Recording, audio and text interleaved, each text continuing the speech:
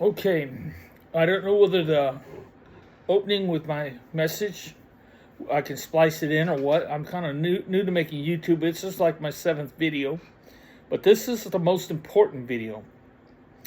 I've known God ever since I was 3 years old. At least I started talking to God when I was 3 years old. I was an autistic child, and throughout my life, God's been with me.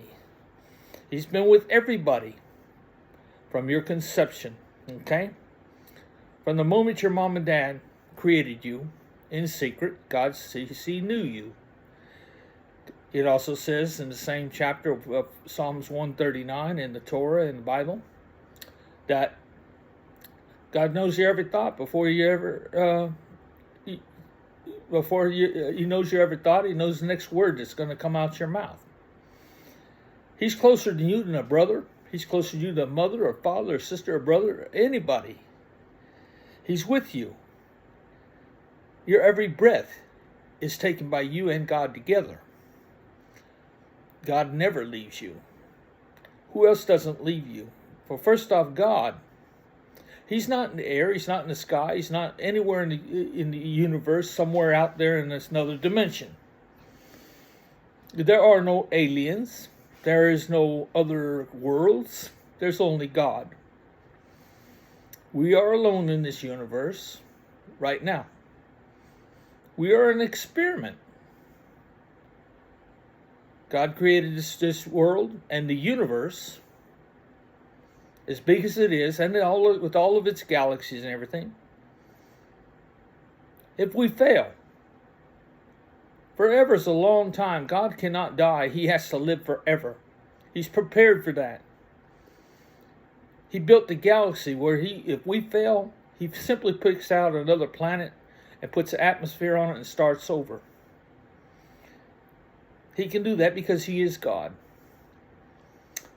Now, if you want to preserve God on this earth, you're going to have to listen to what I got to say. What I got to say is God's message. He gave it to me in June 2019 when I had an argument with God. Because I'm autistic, and God and I often had arguments throughout my life, God says, please, Joe, please, don't blame me. I don't have hands to help you or stop anybody. I don't have feet to save you from a fire or to run to put one out. I don't have a mouth to call 911 or yell stop. We're the ones that let this place get out of hand. That just simply tells me that He said, even Satan has not done the things that he's blamed for. We let this world get the way it is simply by ignoring God. We put more emphasis on Jesus Christ, His Son, than we do God. Jesus Christ is not with us from the day we're conceived. He's not with us through our whole life. He's there when we accept Him as a teenager or whatever, when we're old enough to be accountable.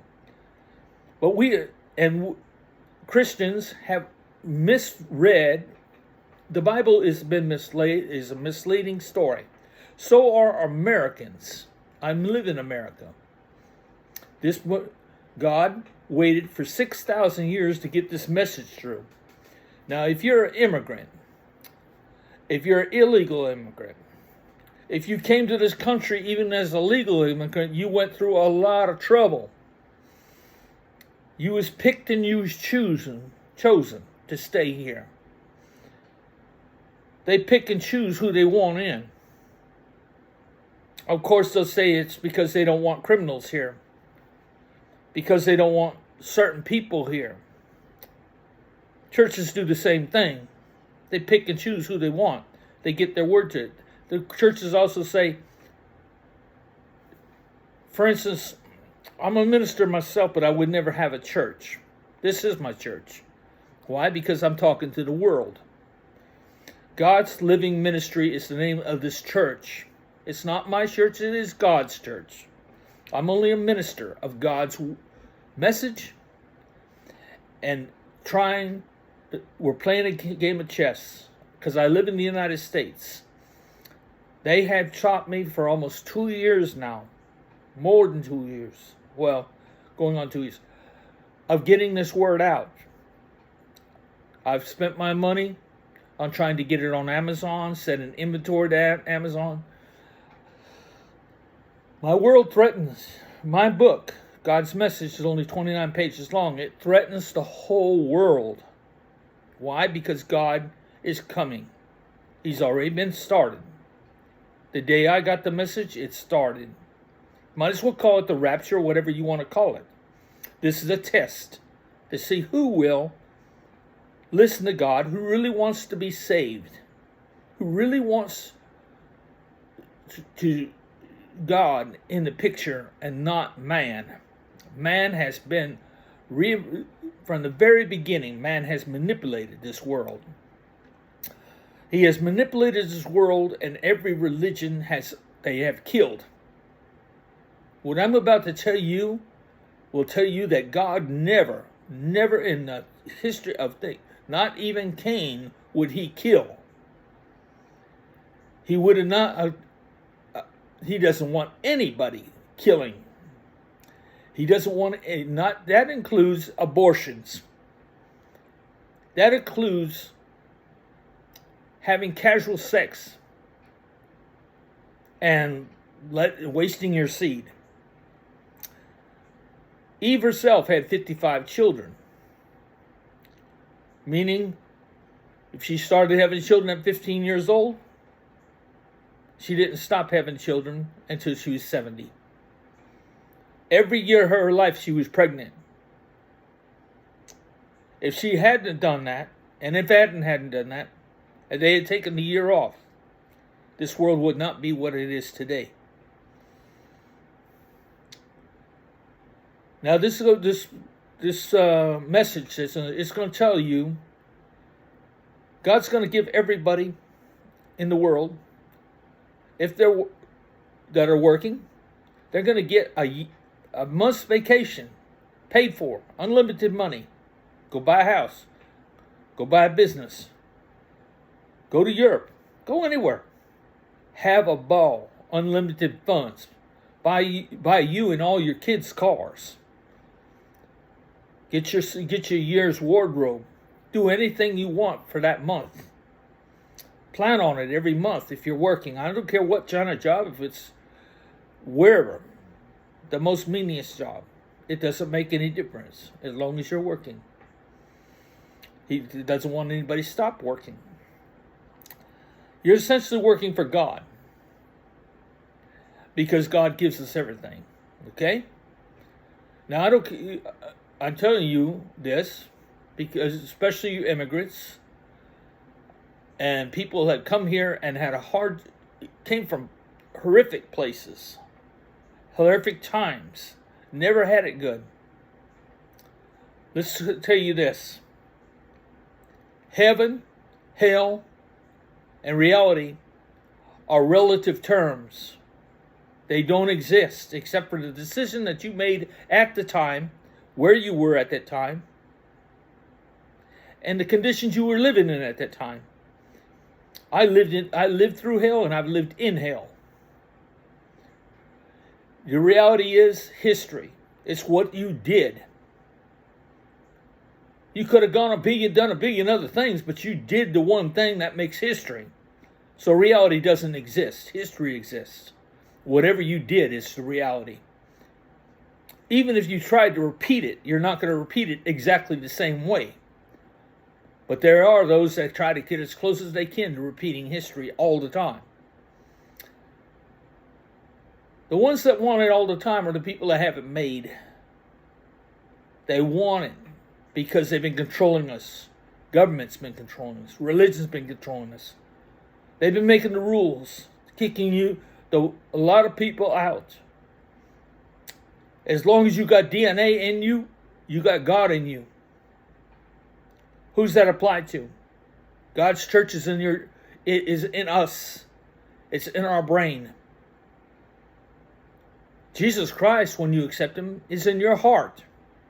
Some people don't need Jesus Christ. Why? Because the blood that runs through your heart, if you live close to the cities, you let man corrupted your heart. It was polluted. Your blood was polluted. God cannot stand the blood that stinks like a sewer system to him. He can't be close to it. He can't get close to it. When Jesus comes and purifies your blood, stands in for your blood, his blood runs to your brain. Jesus says he casts your sins as far away from God as he can, to be thrown away. Anyway, you understand. Jesus is a filter. He filters our blood or places his blood in place of ours. As soon as God can get close to the blood, he hugs it. That's why you get the fullness of the Holy Spirit, because that is a great meeting day. Many people in life have lived pure lives. Their blood was never polluted. They never have. Eskimos are an example. They survived. Many Indians, many people in all different countries have survived. Aborigines. They have survived. And they have done nothing. And God has hugged them. Supposedly, God was very close to people like Samuel in the Bible. These prophets. I'm beginning to wonder whether they were prophets at all, like Samuel. Why? Samuel told Saul to commit genocide on a town. Kill every child, baby, man, woman, child, everybody. Even the animals. But Saul kept some sheep and he kept some cows. And Saul heard it and he says, "You didn't do what I told you. I can hear the lowing of cows, or the sheep and the moaning of cows, whatever, right? The mooing of cows."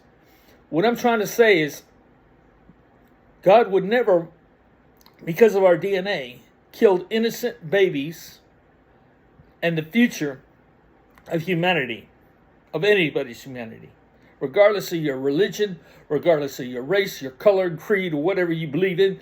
God, the child that is being born, is not involved. He's not guilty of no sin. Neither is the unborn children within ourselves. They have done nothing. They know nothing.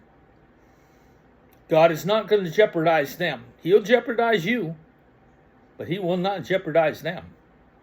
In fact, really, God doesn't want anybody jeopardized.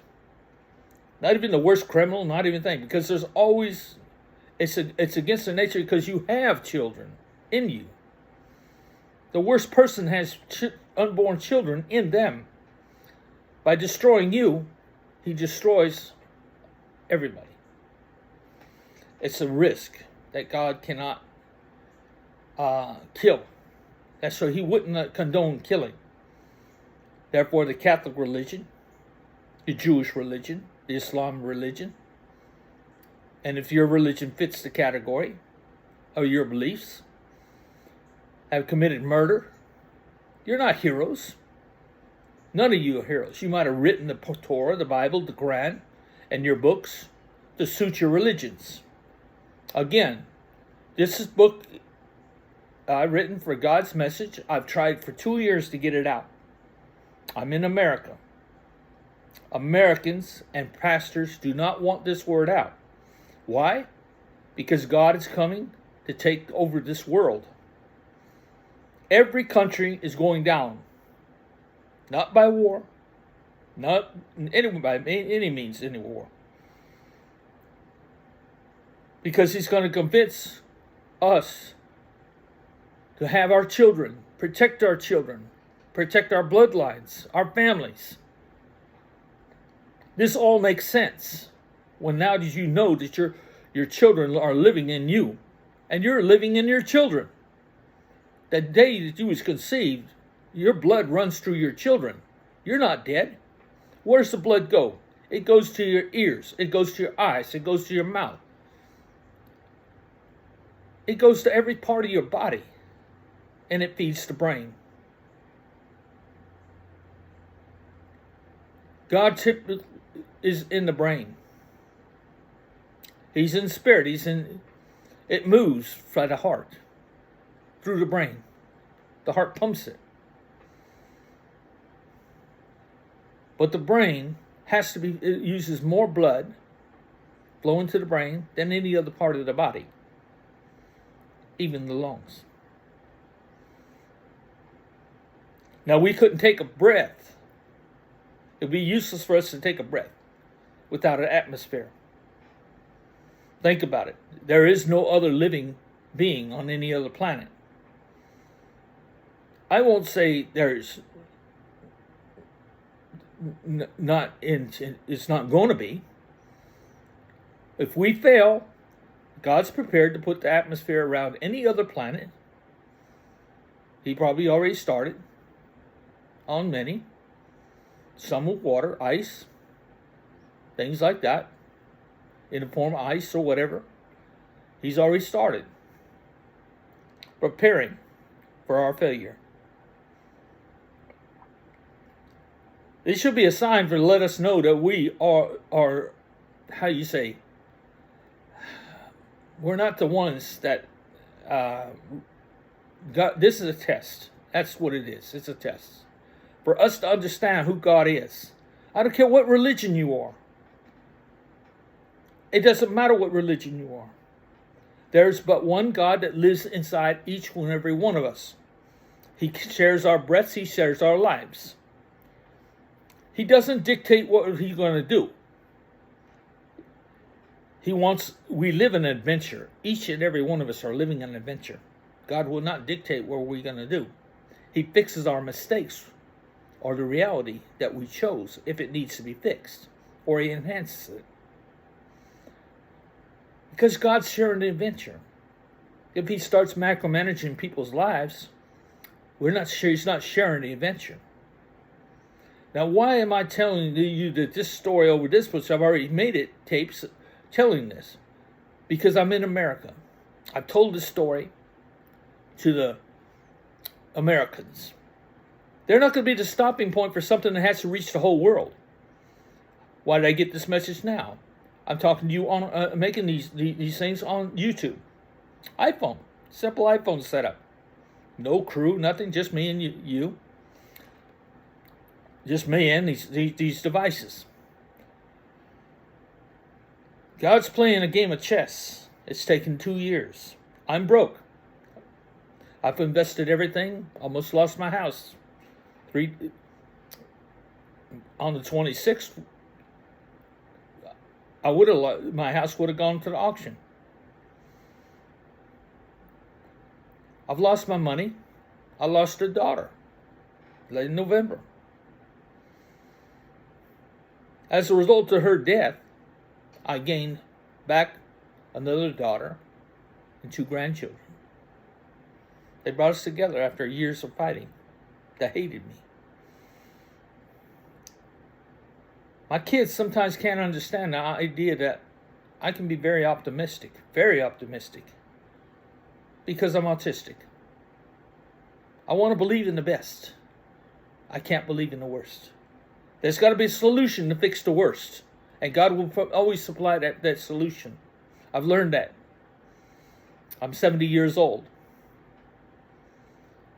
I've learned ever since I was old enough to speak, 3 years old enough to ask God, hey, how come you let that happen?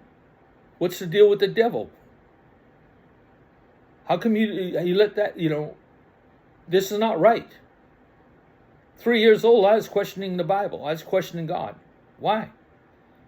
How can you let this devil roam the same earth that we live in, walk the same path? We have to be careful what we say. And this is true. I believe it true. I mean, I'm not going to tell you I know everything about them. But I can tell you one thing. I don't care if you've gone through seminary. I don't care if you're a doctor. I don't care who you are or whatever you preached or how long you preached. You didn't know what I'm about to tell you. Otherwise, you wouldn't have said it, what you're saying. You wouldn't have said salvation is to a few. And you're special. And you're special and you know the way. And without this, you're all dead. You're all going to hell. No preacher would have ever said that if they had the understanding of just the simple truth. Everybody in this world is already immortal by your DNA. You're living in your children. When you die, you're going to find out where your children are, where your brother's children are. You're going to live because you are living in the bloodline. Where's the bloodline run? To the ears, to the mouth, to the nose, to the eyes. Everything. Therefore, the blood feels. It hears. It sees. It talks. You kind of understand what I'm talking about? The blood is living. Your parents, deceased parents, your ancestors are in your blood. I give an example in the last tape of one girl at 10 years old all of a sudden fell in love with a patriarch or somebody in her ancestry, maybe not the patriarch, but somebody in her ancestry that was in Egypt of importance. They loved Egypt. This child at 10 years old was able to write hieroglyphics, and she was able to describe the palaces and stuff in Egypt. It was beautiful. From 10 years old, from the time nobody could figure out, William Shatner makes it say, believe it or not. I can believe it. I believe every word of what he had in this there. This child at 10 years old could write hieroglyphics and she could tell you all about Egypt. Why? Because there's somebody in her ancestry that she focuses on, or they focused on her as a receptacle. They took time out of their busy lives. Believe me, when I die, I'll be busy. Why? Because I'll be living in my own children. I'm living in everybody's children. I'm talking to everybody all my life, especially my children. Right? We're all communicating. We have a fifth sense, a sixth sense. That's like an ESP, an unspoken language. We know what each other's thinking. Until you go into REM sleep at night, they're constantly talking to you. But there again, my daughter, when she died in November of 2019, 2021, when she died only recently, last year, 2021 in November. We were close, but we weren't that close. Now we're closer than we were ever. Now she knows what I'm talking about. But she's still, she is still out there visiting. She's visiting, she's like her mama. She loves to go visiting. She loves to see other people. She loves to tell people about her life and share things and learn about other people's lives.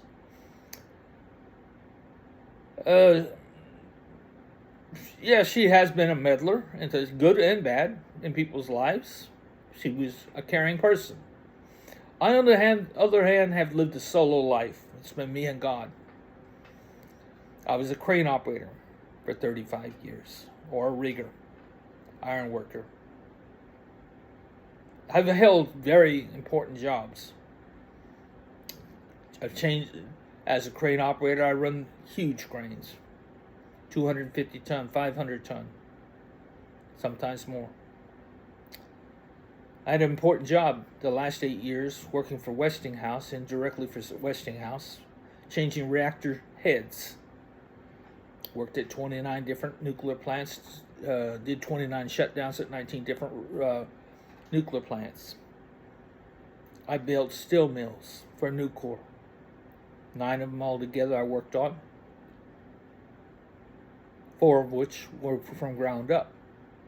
I've built power plants, paper mills, stations, either as a rigger, iron worker, or operator. I guess I was good at what I did. I never looked for a job. God has been with me and had me go through the most. Forrest Gump has nothing on me. When I was 10 years old, and actually I think it's more basically 8 years old, 1961. I'll be 9 years old. It might have been 1960, so I might be right at 8 years old. I was on the shoulders of my cousin Johnny at the Civic Auditorium in San Jose. And John F. Kennedy shook my hand. He reached up and shook my hand while he's going up the stairs of the Civic Auditorium. I remember it. I remember John F. Kennedy's face. And he shook my hand. See, a Forrest Gump life is not, I'm not special because I've had it. Everybody has had an adventure in your life, good and bad. Like I said, I've been through hell in this life, so have you. If you continue to live in hell, if you always lived in hell in this thing, and that doesn't mean it was your fault. If you've been controlled all your life, if you've been under the thumb all your life, never have had a free thought of your own, and couldn't have a free thought of your own, now it's the time to understand what I'm saying. God is coming. There's a saying written in the Bible, written in the Torah. I don't know if it's written in the Torah. I think it's written because it was said by Jesus Christ in the new Bible. The last shall be first, and the first shall be last. America's had a chance for 2 years, suppressing the word. Companies like Amazon, people like that. The rules. I started working on my house here 3 years ago. I haven't even finished the house because of the permitting process. I haven't the money to finish it. I finished the first floor. I got a thing of completion. Couldn't get a mortgage on the house. I recently sold the house next door for $5,000 before I completely lost it to try to save it. Now I'm back in the same shape. Could have lost this house. I'm not asking for charity or payments, although you got anybody that hears this message, you're more than welcome to send anything to this ministry to help. Because here it is. God needs your hands. He needs your feet. He needs your mouths. He needs you to join this ministry. If you're an immigrant, if you came to this country, if you lived your life and you're tired of governments, people, everybody interfering with your life, your family and your life, and telling you what to do and brainwashing you, you have to join this ministry. It takes 3 things to join this ministry. And it's very important that you understand. God told me before, make out 2 cards, piece of paper, cards, whatever. Give me your name, your birthday, and a thumbprint. If you're an illegal immigrant, if you're a legal immigrant, if you've have others that need to come in this country to make money or whatever, your thumbprint is, everybody's thumbprint is different. It identifies you. Social Security numbers, okay, they're appointed numbers. They might as well be the number 666. These are numbers given to you to identify you. They're identifying you as what? Accepted people. Well, who's accepted? Everybody. So put your fingerprint. My ministry, God's Living Ministry. It's important you understand that name. God's Living Ministry. Why? What does living mean? Heaven and living are the same word. You're in heaven. You're living. The dead are not living. Are they in hell? No. Hell's a relative term too. Hell is a condition. Like I said, I've been through hell. I've lived in hell. Some people are living in hell right now, not by their own choosing. They're innocent. God has not abandoned them. He's with them every moment of their life. But now it's God's turn after 6,000 years. He's come to save his people, the ones that will become the hands, the feet, and the mouth of God. Simply make out a card. Put your name, your birthday, and your fingerprint on that card.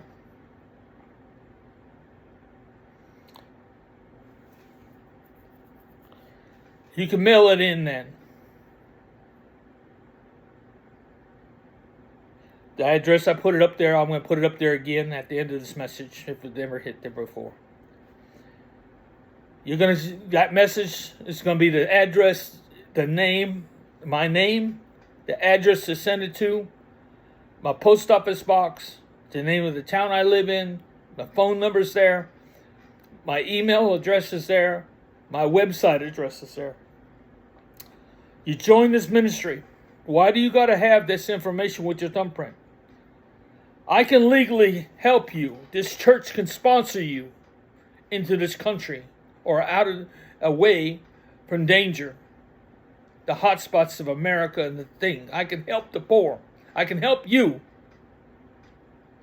if you give me what it takes to help you, your identity. Not by a social security number, just simply by telling me who you are and where you are is not important. Who you are, your identity, and your birth date. Those are three things, identities, that I need to help anybody. Immigrants, if you join here, this message has to reach 7.7 billion people. That's speaking, living in 195 countries, speaking 8,500 different languages. So it can't stop in America, the richest country in the world. Or you might argue that China might be. But I can't make this recording in China. I'd be in jail. I'd be in prison. I can't do this. This is the only free country that I can possibly get this. It still hasn't got out. We're going to see what Satan does and what you do. Preachers don't want my message out because why? Churches are country clubs. They've chosen who they want to speak. They said they're the chosen ones, and they don't want to hear mine because God does not want to destroy anybody's church. Stay in your churches. But the ministers and the teachers of your churches have to figure it out. They got to be able to say to themselves, wow, have I been able to make a mistake? Have I been wrong? I got to quit this. And don't quit what you're doing. Just change what you're doing. Let people know. I'm telling preachers, God never endorsed anybody killing for any reason, even by accidentally.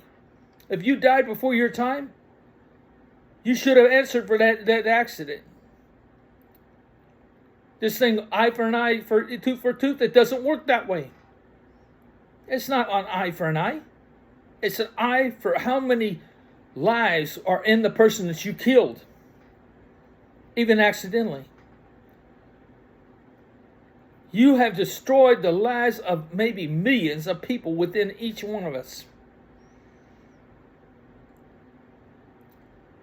Lesbians, transvestites, transgenders, even want to raise their kids to teach that they can choose whether they want to be a boy or a girl. These people are into a thing that they don't even understand what's going on. When they die, they're going to go back to their DNA. Will their DNA treat them like a virus attacking the bloodline and kick them out? Will they kick them out of the bloodline? Because What did you ever do for us? You never had any kids. We can't be born again into that bloodline.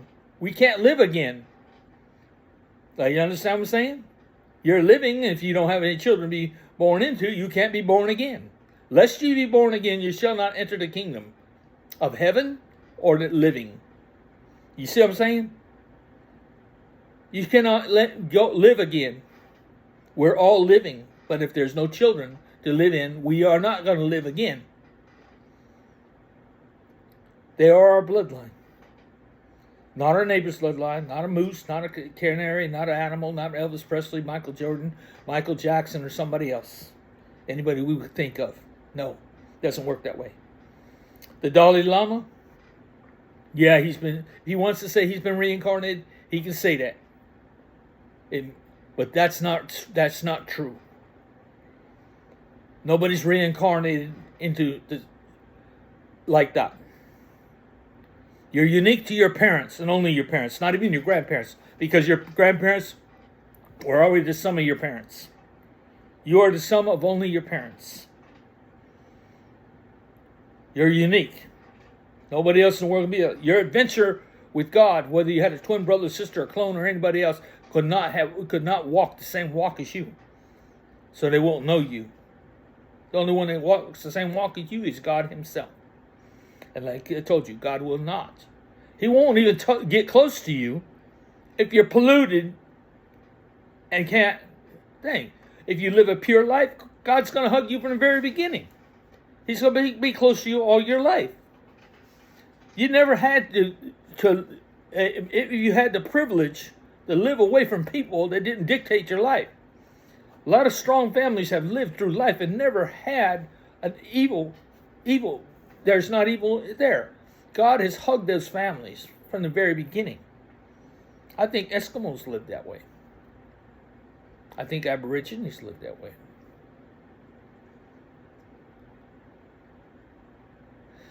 The thing about it is, everybody needs to join this church. This church has to grow. It's nothing right now. It's just me. God's playing chess. He's going to bring down this world, not by violence. He's going to bring down every government in this world. First, by taking all the money, creating his own currency. It's called GODScoin. Who are the only ones who are going to have GODScoin? Those that became the hands and feet and mouth of God. The day that you fill out one of those cards, you will earn a GODScoin. It's like an IOU. God owes you. He's using his ministry. Our ministry owes you for joining this ministry. This IOU form, GODScoin. It's not a coin. It's not a physical coin. But it's also not a digital coin. It's also not an analog coin. It has not been recorded. It's just simply put a card with your fingerprint on it, your name, and your birthday. Make out a duplicate card and keep it. Or just keep it in your own mind. Makes no difference. You don't have to keep physical evidence. They could steal that. I know your name. I have your fingerprint. I have your name. Get it to me. I can protect those because you're in God's ministry. God is always going to be with me, telling me how to help this person out of their situation. If you're an immigrant, if you're in a war zone, if you're in a dictatorship, if we're living under tyrants, scared to death to say anything, get me the card. And then tell me what's going on. Tell God what's going on. God will tell me. You don't have to even say nothing. That's how God works. All my life I've been in libraries on computers. We weren't even supposed to know how to read. I've written books. I got 4 published books. I got dozens of other need publishing. But this by far is the one that has to be the one that gets out first. My books are not important. It's his ministry. God, just let me know. Joe, my books are not important. Just tell them to come to me. Come unto me. God said that to Jesus through Jesus. Jesus said, come unto me. Let the children come unto me, and forbid them not. For such is the kingdom of heaven. God's saying the same thing Jesus said. Why? Because Jesus and God are inseparable. Jesus took the place of our blood. He's a filter of our blood, or his blood runs through us. That God can come close to our blood and hug us. That's what the Holy Spirit's all about. The fullness of the Holy Spirit's the day that you get the hug of God. Some look for evidence like the speaking in tongues. Yeah, I got tongues. It's a great gift. But it better come with the understanding. Tongues is not a language for anybody to be interpreted or understand. It's a language between you and God. And why is it a language between you and God? Because we cannot keep our mouths shut. We have to advertise what we're praying for.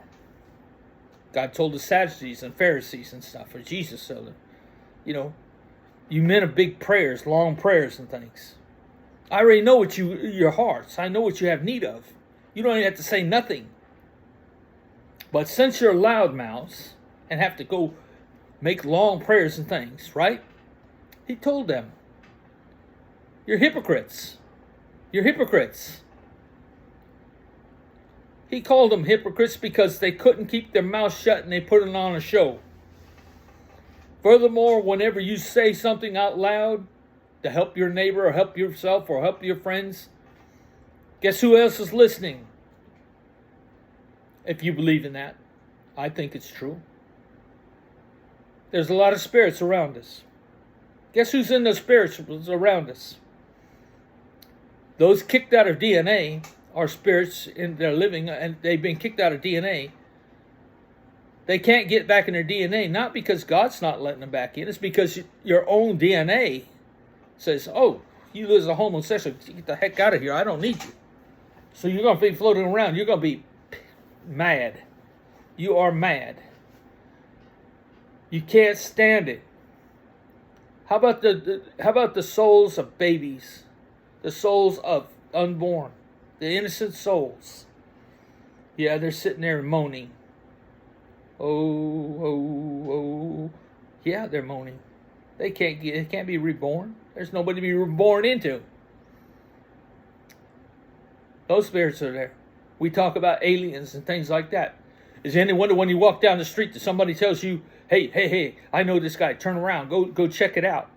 Yet you never met this man, but somebody in your ancestry, somebody, your parents or somebody knew that person. All of a sudden when you go talking to them, they say, yeah, I knew your dad. Yeah, I knew your mom. Yeah, I knew your granddad.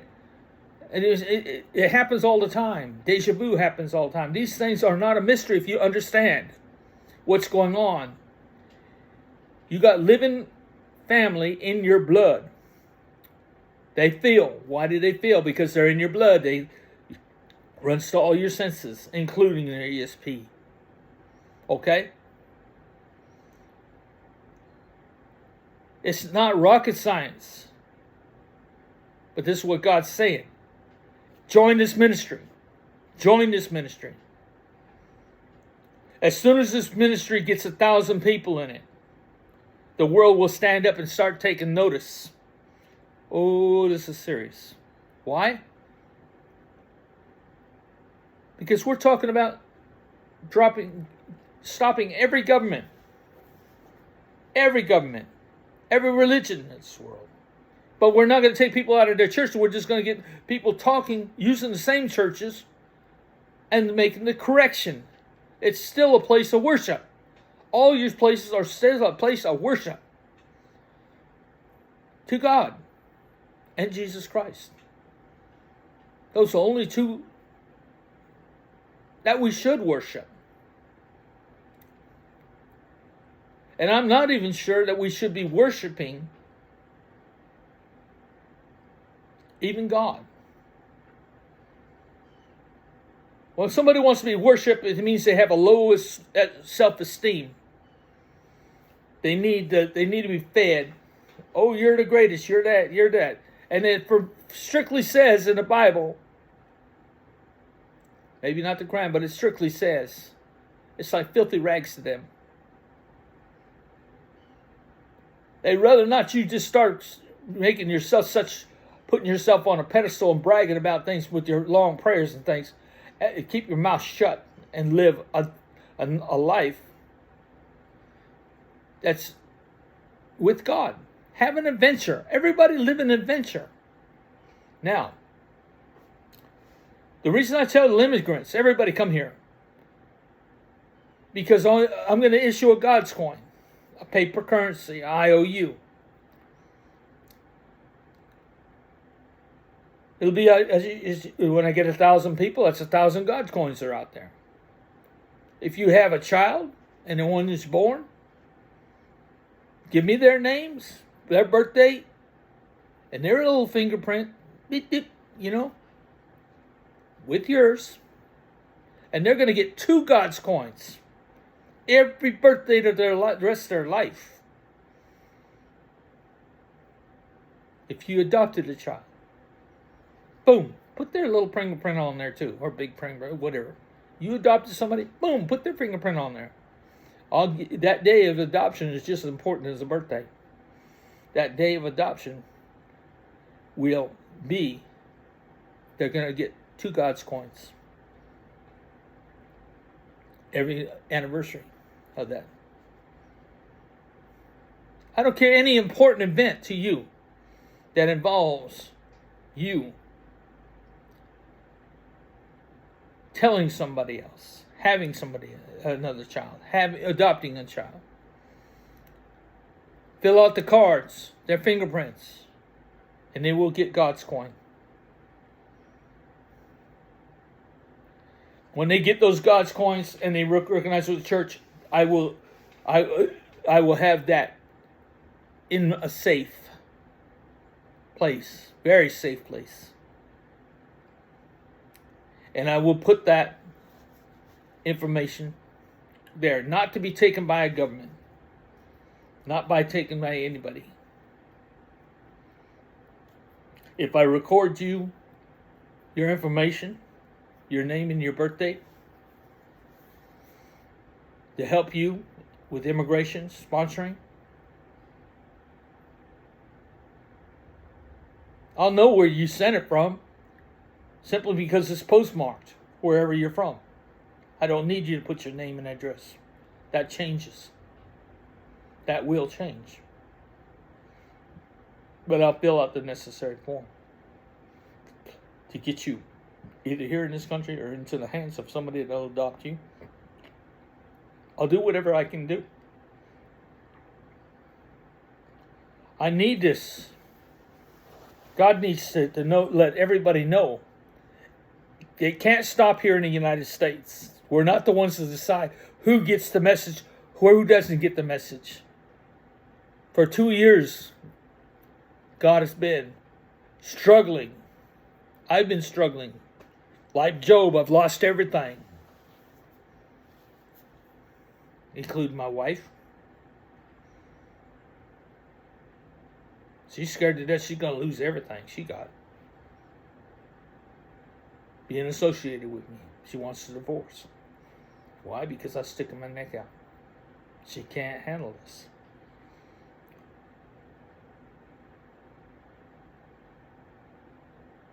It doesn't matter. Like Job's wife, deny God. Just get off this thing. Don't back off it. Don't go no further with it. You just do it and restore it the way it was. It's not the same. It's never going to be the same. This is it.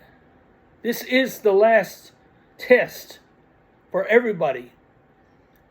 And the last, I'm talking about the people in the streets, the homeless, whoever, get your fingerprint on a card, get your name on a card, give me the day you was born on a card, and that's enough information for me to help you. Get it to my ministry and join my ministry. Like I said, when it gets 1,000 people in this ministry, they're going to take notice. When it gets 1,000,000 people in this ministry, they're going to be standing up and they're going to get word. They better be on a roll then, because that ought to be a sign to them. It's getting very close. Why is it getting very close? When 1,000,000 people have joined the ministry, I will go to the people in Bitcoin and I will say, okay, I'm going to offer you 2 GODScoin for 1 Bitcoin. I'll offer it today, but not tomorrow. In the morning, it goes on the market. 2 for 1. 12 hours. Give them 12 hours notice. They can turn in what they have and exchange it for 2 for 1.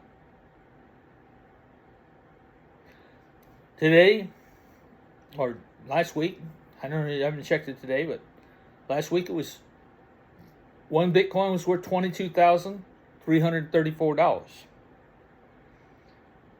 Bitcoin started for less than 1 penny. 0.009 cents. Not even a penny. As an experiment.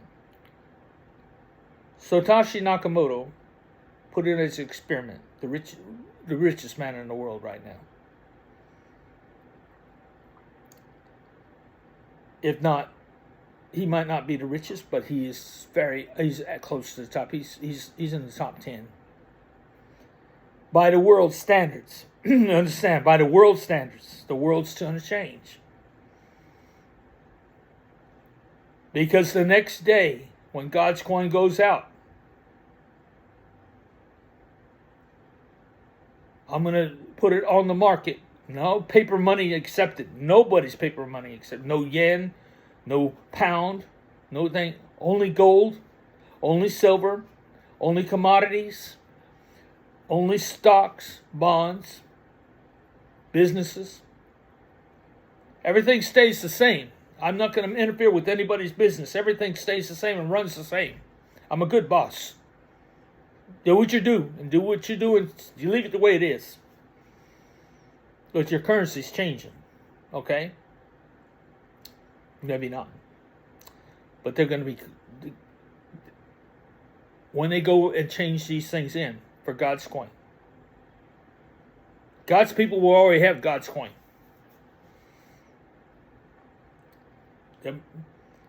If they're worth $35,000 a piece, then that's what the starting is, not at 0.09% cents. Okay, $35,000. This is a level playing field. That means everybody in every country and anywhere they're at is going to get the same amount. It's not going to vary with the currency of their country or whatever. Everybody's going to be just as good as Americans. It's leveling the playing field. What the governments aren't going to be able to do is pay their militaries. They're not going to be able to pay because banks won't take their money as soon as it opens. They're going to refuse to take money of any country. Too speculative. They can't pay their bills. God's people will, when that happens, every person in God's church, God's living ministry, will receive a brand new iPhone with facial recognition. I'll make sure that everybody in this ministry has an iPhone or a smartphone or whatever with a phone capable of facial recognition. Why? Because you are also the voters. You be the voters in your countries to vote out who you want in office, what you don't want in office. Get the people out. Make those rules. Like I said, their printing presses, their money's worthless. Banks won't even take it. You know who's going to take their money when they print it? We're going to make them Keep on making stuff for the military. Not guns, but solar. They're going to teach their people how to install the solar, install the internet, install the Wi-Fi, install water. Make sure every house has water. Make sure we all have the protection.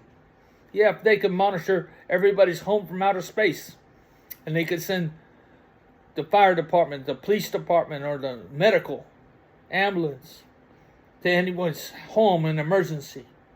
They can have cameras from space to watch your homes.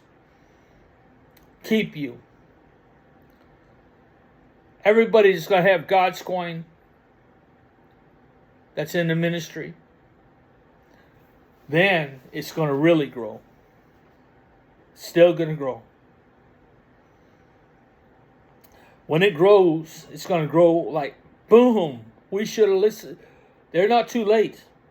In fact, the people that at the beginning are be complaining because they get a GODScoin, and they're, the other people that come later are going to get probably more GODScoins. Why? Kind of like the deal that Jesus was trying to tell you when the man makes a deal to work for a penny. And if somebody comes in at the middle of the day that hasn't worked as hard, and he gets paid more, he gets 2 pennies. And the guy comes in at the end of the day, he gets 4. That's kind of the way it is. But it doesn't matter. You're going to have more money than you could spend. That's the point. Everybody's going to have more money than they can spend that is in this ministry. God will not let anybody save money.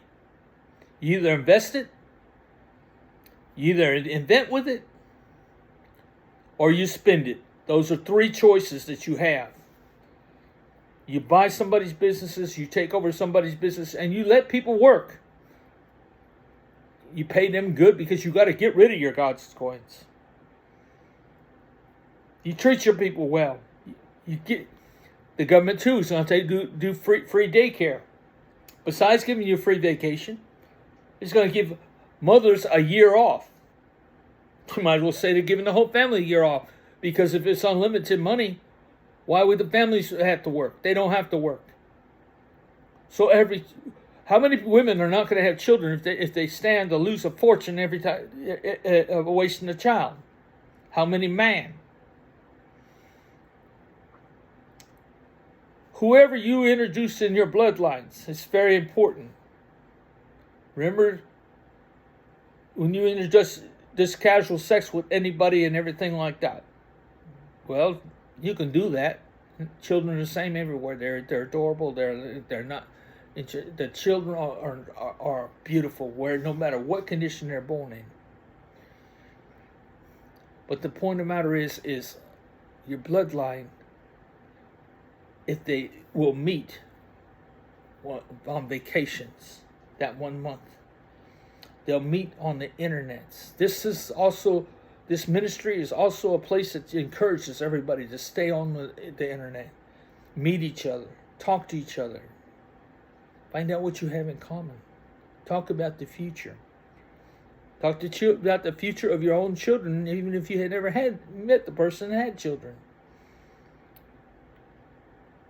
How the hope, give people the hope of joining your bloodline someday, becoming things to be free. I'm going to bring down governments in less than, the opening bell of the market, when it goes on saying every country's printed money goes down. God's message will explain the rest. How the money goes to the families of prisoners, goes to the homeless, goes to the sick, goes to the poor, and how people got to pay the taxes to rebuild the cities. There won't be poor, sick, and everything inside the cities. Every town is going to be so beautiful, and they're going to be wanting everybody to come to their town to spend their money first, get their little piece of the pie. Doesn't matter. We got to get rid of the money. It's like the manna from heaven. When the manna from heaven came, they had so much to eat, and they said it was sweet like honey. Beautiful stuff to eat. But if they tried to save it the next day, it turned into worms. Kind of the same thing is going to happen here. You can lose your GODScoins. Why? You bury your treasure. You bury your treasure, what happens? You bury your treasure and don't give it. God says he's going to give that to the person that's made GODScoin. Why? And then another guy's got a big problem because even the guy that's got is inheriting more, and he still can't get rid of the ones he got.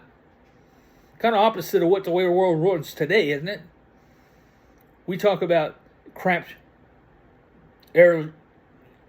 aircraft, ships, boats, airliners, first class. First class, you're going to have an electric class for people. You're going to have build tremendous yachts, ships, boats for people because people are going to be buying their own stuff and they want luxury when they're on vacation. Cooks, servants, oh my God. Everybody.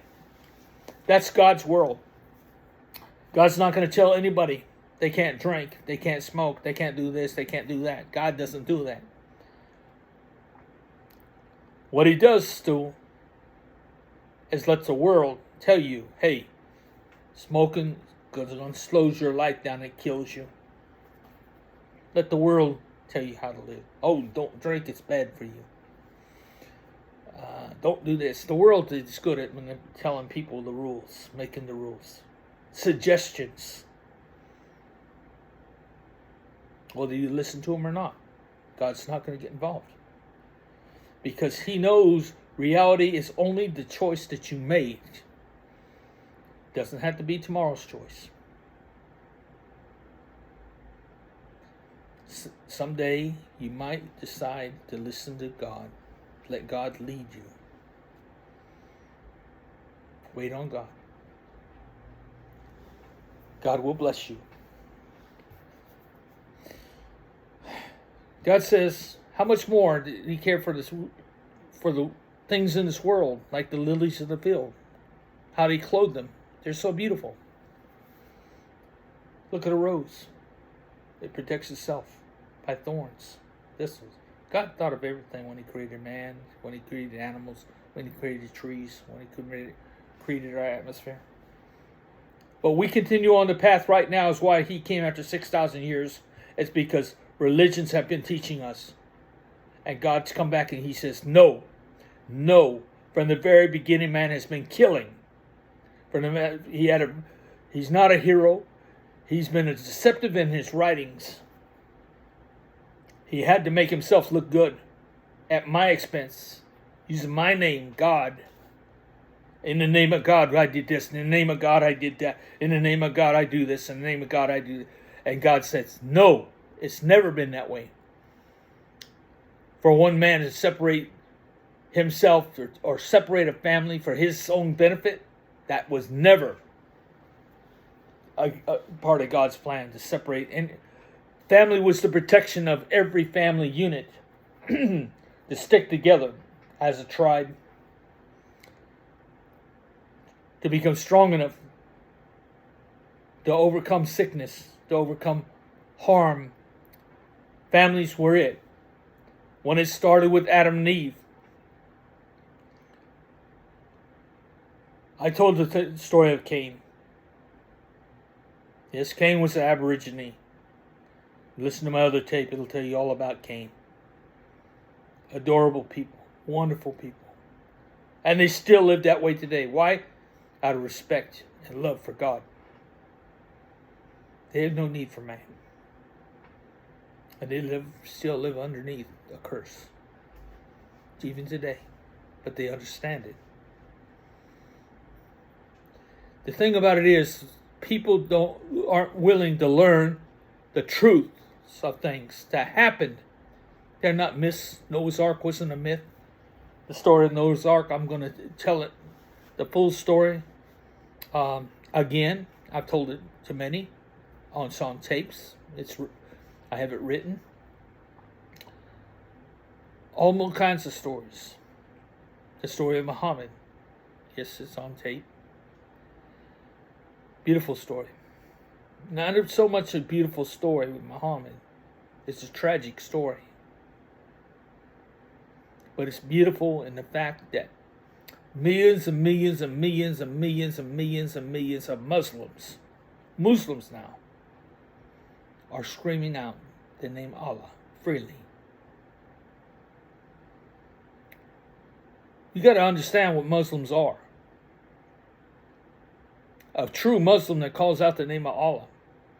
I spent 2 years in Iraq. They don't pray always together.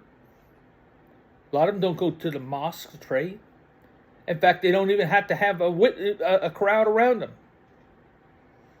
In fact, they prefer it. They go off to themselves. They put down a rug and they pray to Allah. They're not able to drink. In fact, a true Muslim knows they can't even have an impure thought. Why? They risk separation from Allah. Allah can't get close to somebody when they start getting polluted. That's separation of God. Again, they don't have Jesus Christ as a filter. So immediately, an impure thought can start and they know it because they spend so much time in meditation. They know God. They absolutely know God. And that separation, they can feel that separation. They know that separation. They lose that hug. They become more and more polluted. Yeah. So they don't get on alcohol.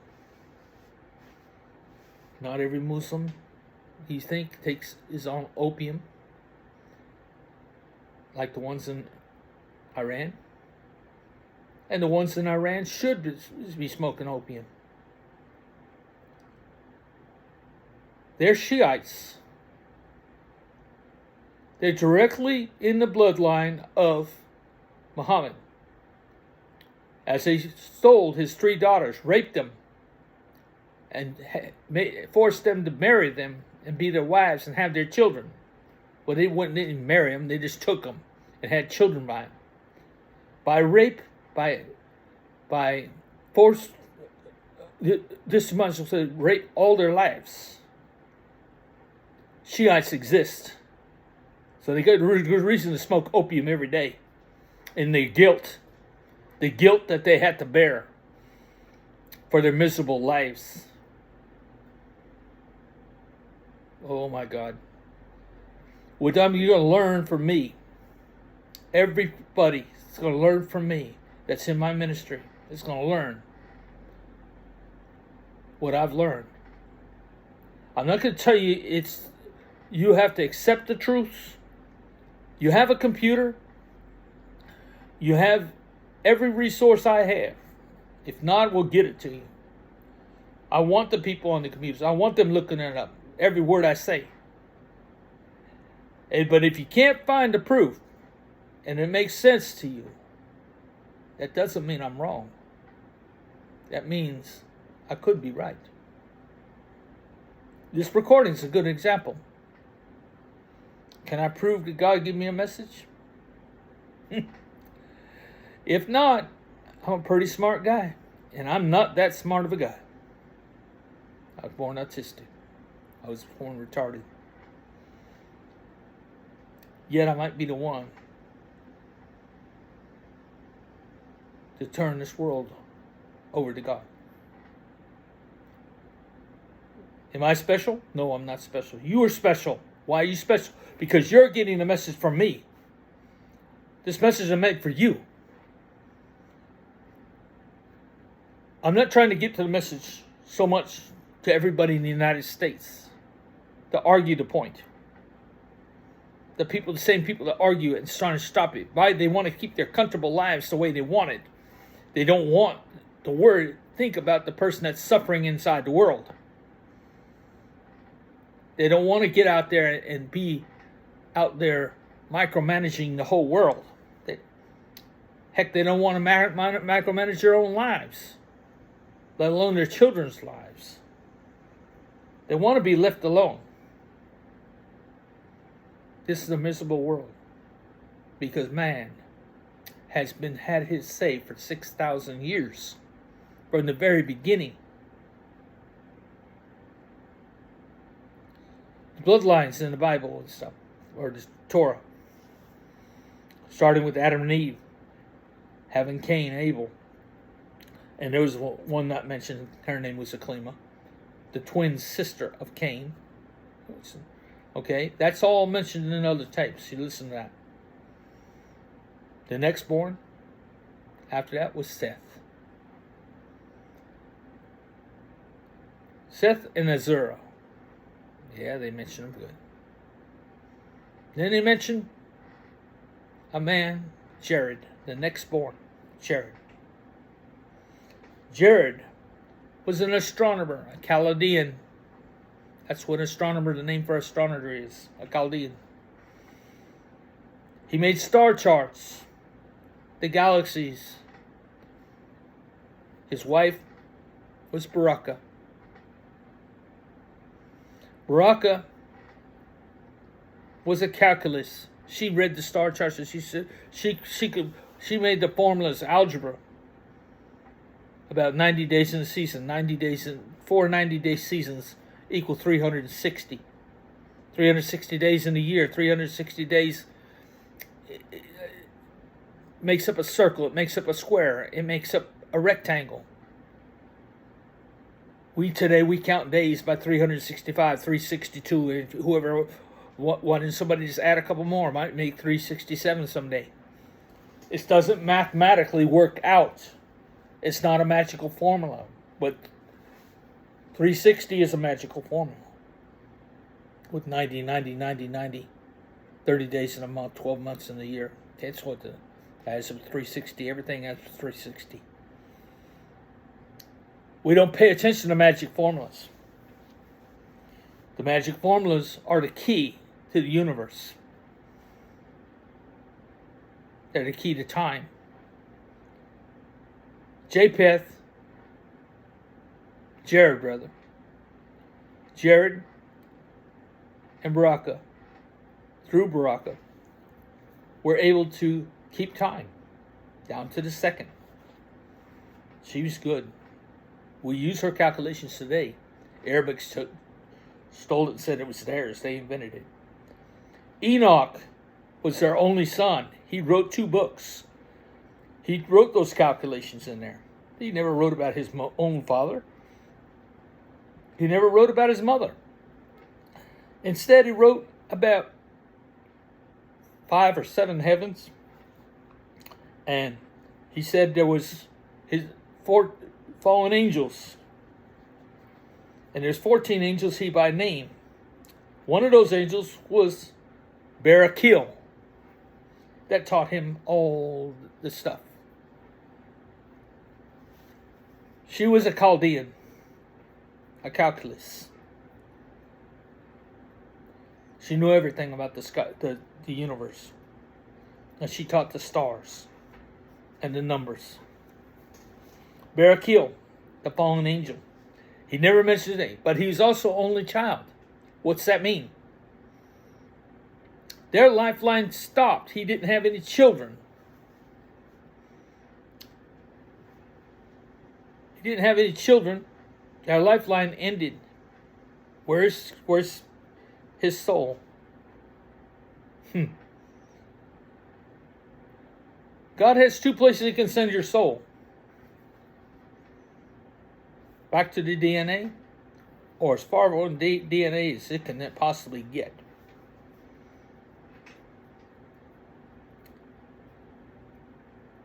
If you're already living in your children, your soul's already living in your children, in your offspring, in your brother's children, in your bloodline.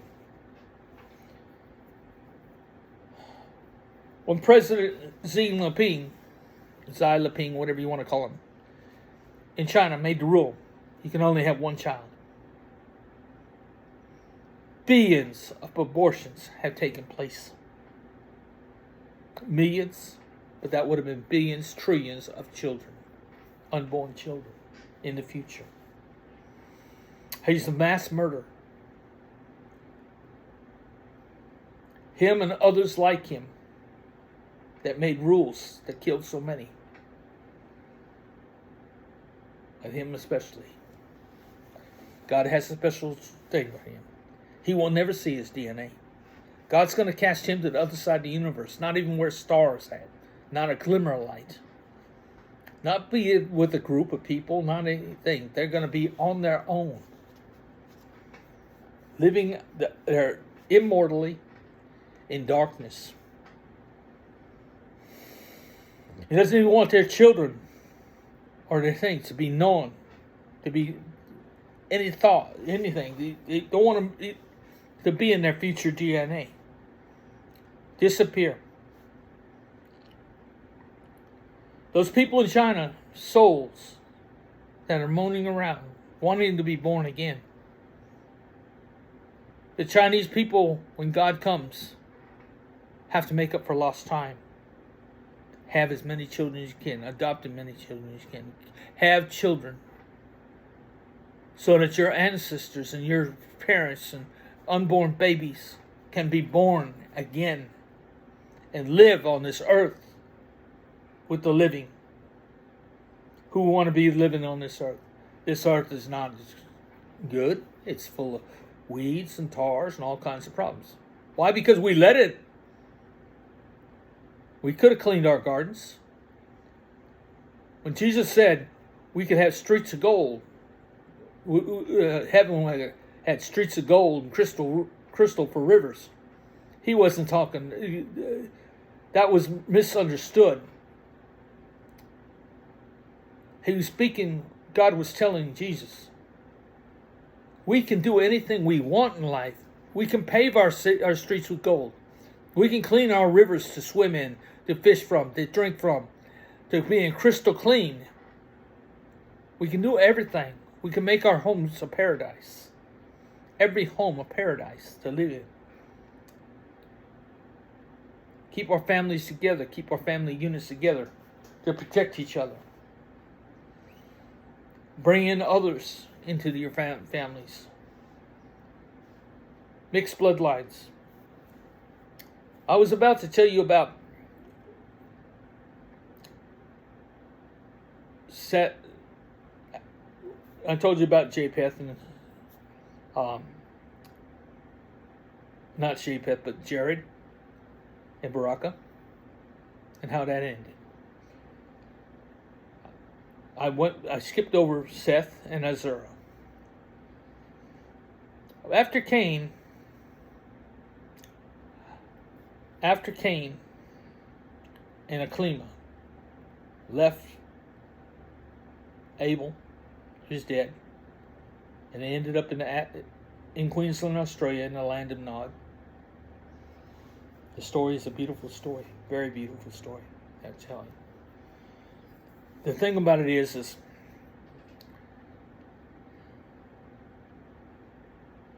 God told Adam, he said, Adam, Eve,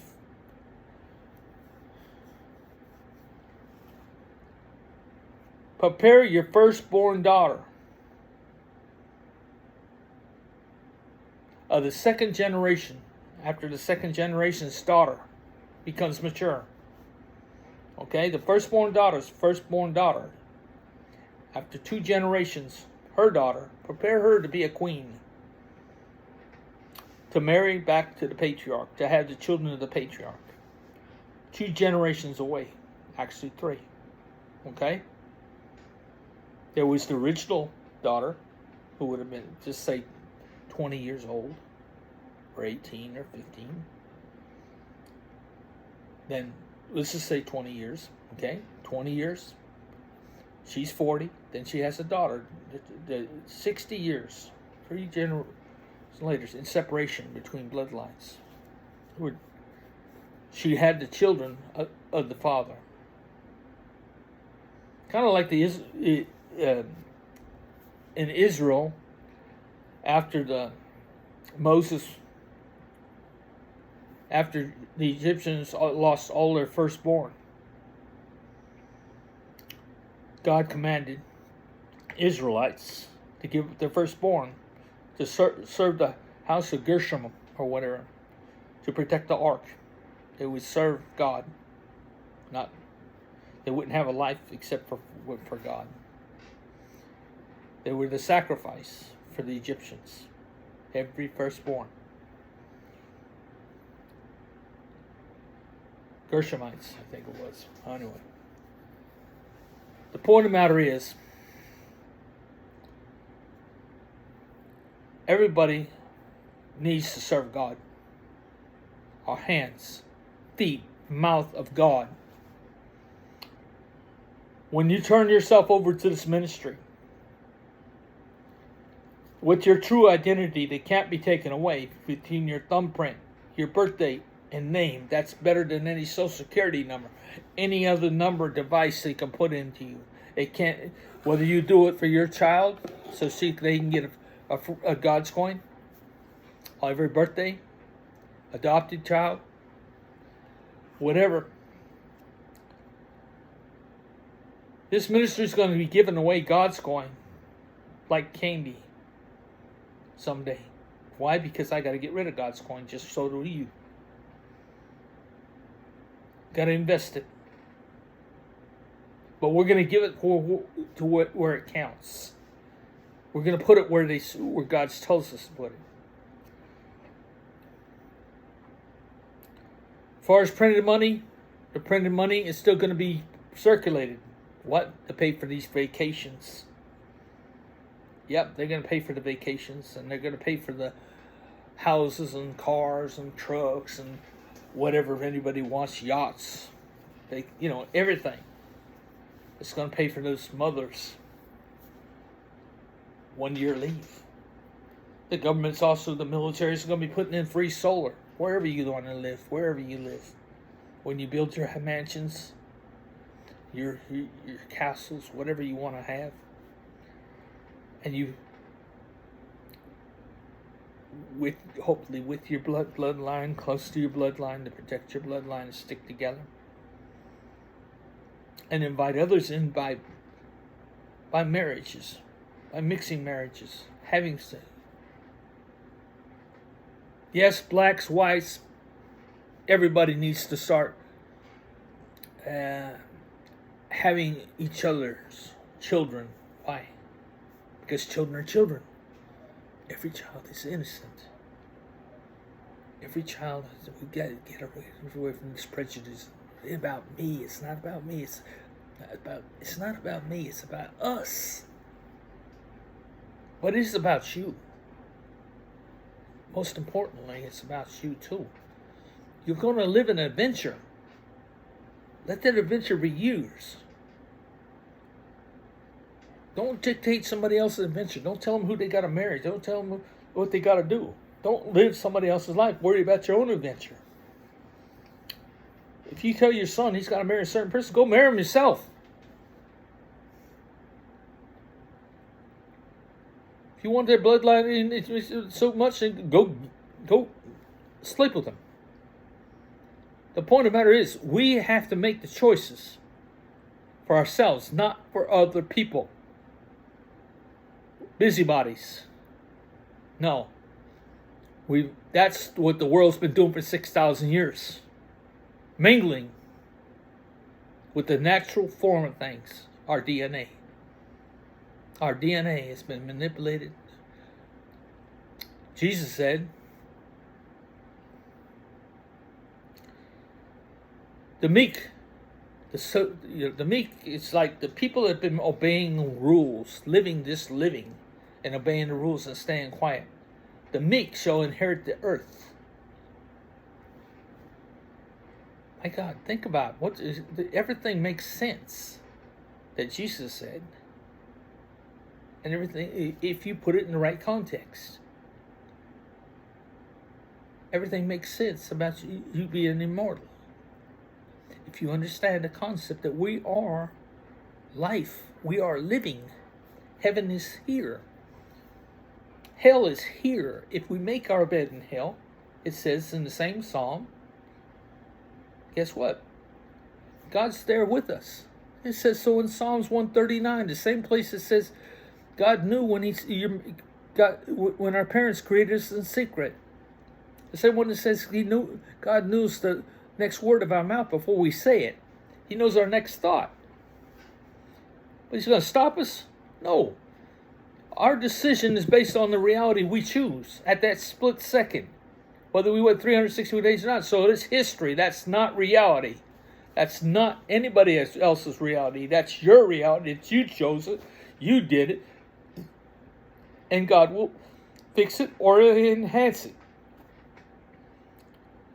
Everybody has to realize there has to be a God. Why? Because we have an atmosphere. Because we have a galaxy. Why do we have the galaxy? You would too. You're going to need a galaxy. Why are you going to need a galaxy? You're going to need a galaxy of children to keeps on living. God's going to have a galaxy of planets in case we fail to start over. Forever's a long time. When we die, if we have nobody to live back into, we're spirits. We're still living. Moaning. Aggravated or not, we're still living. You can't die. It means life is just around the corner. The next thing that's living, it might be on the next planet. Because everybody's going to have to join DNA because we're spirits. Waiting to be born again into something. It all makes sense if you think about it. Jesus came not only, he came to purify our blood so that we can get close to God. Some people never had to were close to God, never had to go through Jesus. That's perfectly right. It says everybody's born in sin. No. That might be true. You know why it's true? You're born in sin, not with sin. Okay, in sin. It could be true. Why? Because this world is full of sin. So if you're born in sin, not with sin. See how the writing of the word makes us, even our babies, more guilty than we are? Right, they're going to hell. BS. Our babies are more important than we are. If we've already expelled half or a good sum of our potentials of being of what we can produce, and that child has way on more potential than us. Oh, there's not enough room for all of us. Well, there is if you consider the galaxy out there that God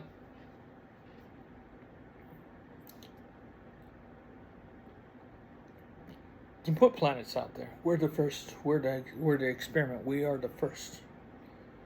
There's a galaxy full. But we had to come to the understanding of who we are. Take China, the biggest country in the world, land-wise. Yet everybody lives in Beijing, Hong Kong, the crowded cities. And God's going to give everybody, make every government, give everybody either a farm or 2.5 acres of land to build their home and give them free Wi-Fi, free solar, free water, everything they need. Or he's going to give them a farm so they can produce everything and have everything they need in China. Pick the ground. He's going to make the country of China give every Chinese person 2.5 acres or a farm, their choice, and give them unlimited funds. There are the ones that have 2.5 acres. And off that, there's two currencies in China. One's called the renminbi, and one's called the yuan. So the unlimited yuan or unlimited renminbi will still be printed for them to pay these people. China's the biggest country in the world. It may not be the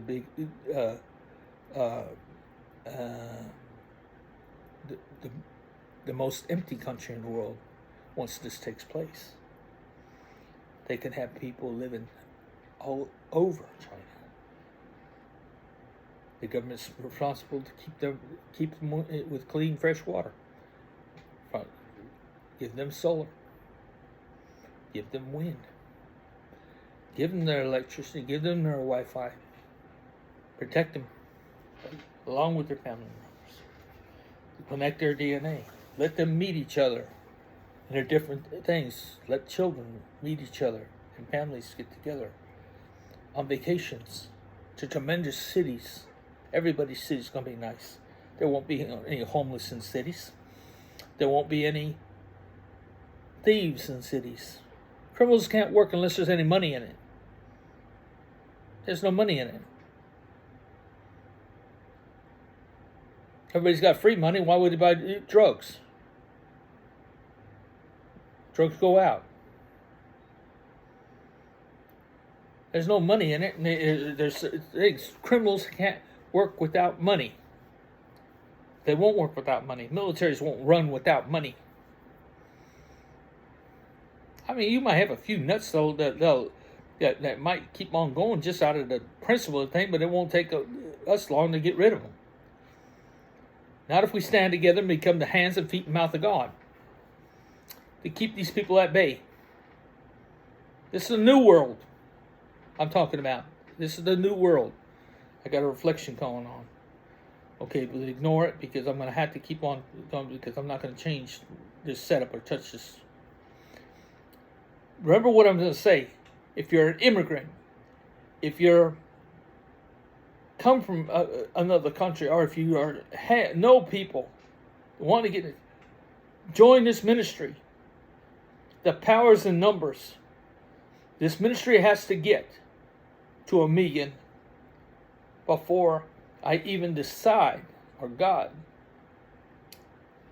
to put GODScoin on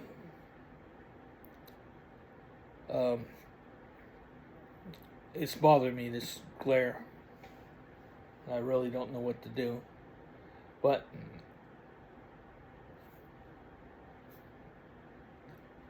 we have to take, and I'm losing my train of thought. You see, I don't want to push this button on this. Okay, here's the thing. I have these people. This ministry has to end up with over 3 billion people in the ministry. 3 million fingerprints, cards, everything. Why? I don't need the fingerprint. You need it to claim your GODScoin. You just tell me who you are. I got your card. I got your name. Your fingerprint identifies you. That's not recorded. It's not something that could be stolen. It's not something that could be hacked. It's not on anybody's thing. It's just you give me your name and your birth date, and you're covered. I got your fingerprint if I need it. I'm going to give you a GODScoin, even on your say so.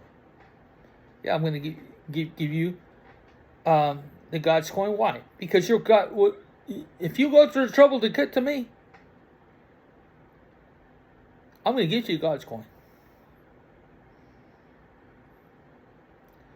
If you sponsor anybody, get the card put your thumbprint on their card before they send it. You're sponsoring that person and you told them they're going to send the card in, put your thumbprint right beside theirs and your name and birth date. That card is my record. So that you'll get an additional GODScoin. You get as many GODScoins as you want. Introduce yourself and introduce others into this ministry at any rate you want. You can get thousands of GODScoins. Boom, boom, boom. Cards coming to me. I'm putting up the post office box. My address, my email address, my website address, everything. I already put it out here in the United States and I failed. It's taken 2 years. How long is it going to take to get this ministry to 1,000 people through YouTube? If it fails, God will tell me another way. He'll do it again. God's playing chess. 6,000 years is a long time to wait. to get a message out. But that's why it was necessary. He couldn't do this when they had horse and buggies. He couldn't do this even with cars. He couldn't do this before 5G and all these ways to communicate. He waited till right now. And he chose me because I can't keep my mouth shut. You don't think I will do like my wife wants and just walk away from this? Oh, too late for that. Anyway, can't restore that. I'm nuts. Yeah, I'm insane. They want to put me away and close me down, and shut me up. Why am I talking about taking over the whole world? No, I'm not talking about it. God's talking about it through me. Is he going to kill anybody doing it? No. Is he going to hurt anybody doing it? No. Why? I don't care who you are. As long as you become the hands and feet and mouth of God, your salvation's in your own hands. Tell somebody, get somebody. Give me your thumbprint. Give me your thing. Bring in as many people as you want, but the information better be there on the cards. Those cards, you cannot be misrepresented by somebody stealing your social security number or your ID. Your fingerprints are unique. Your birth dates are unique to your name.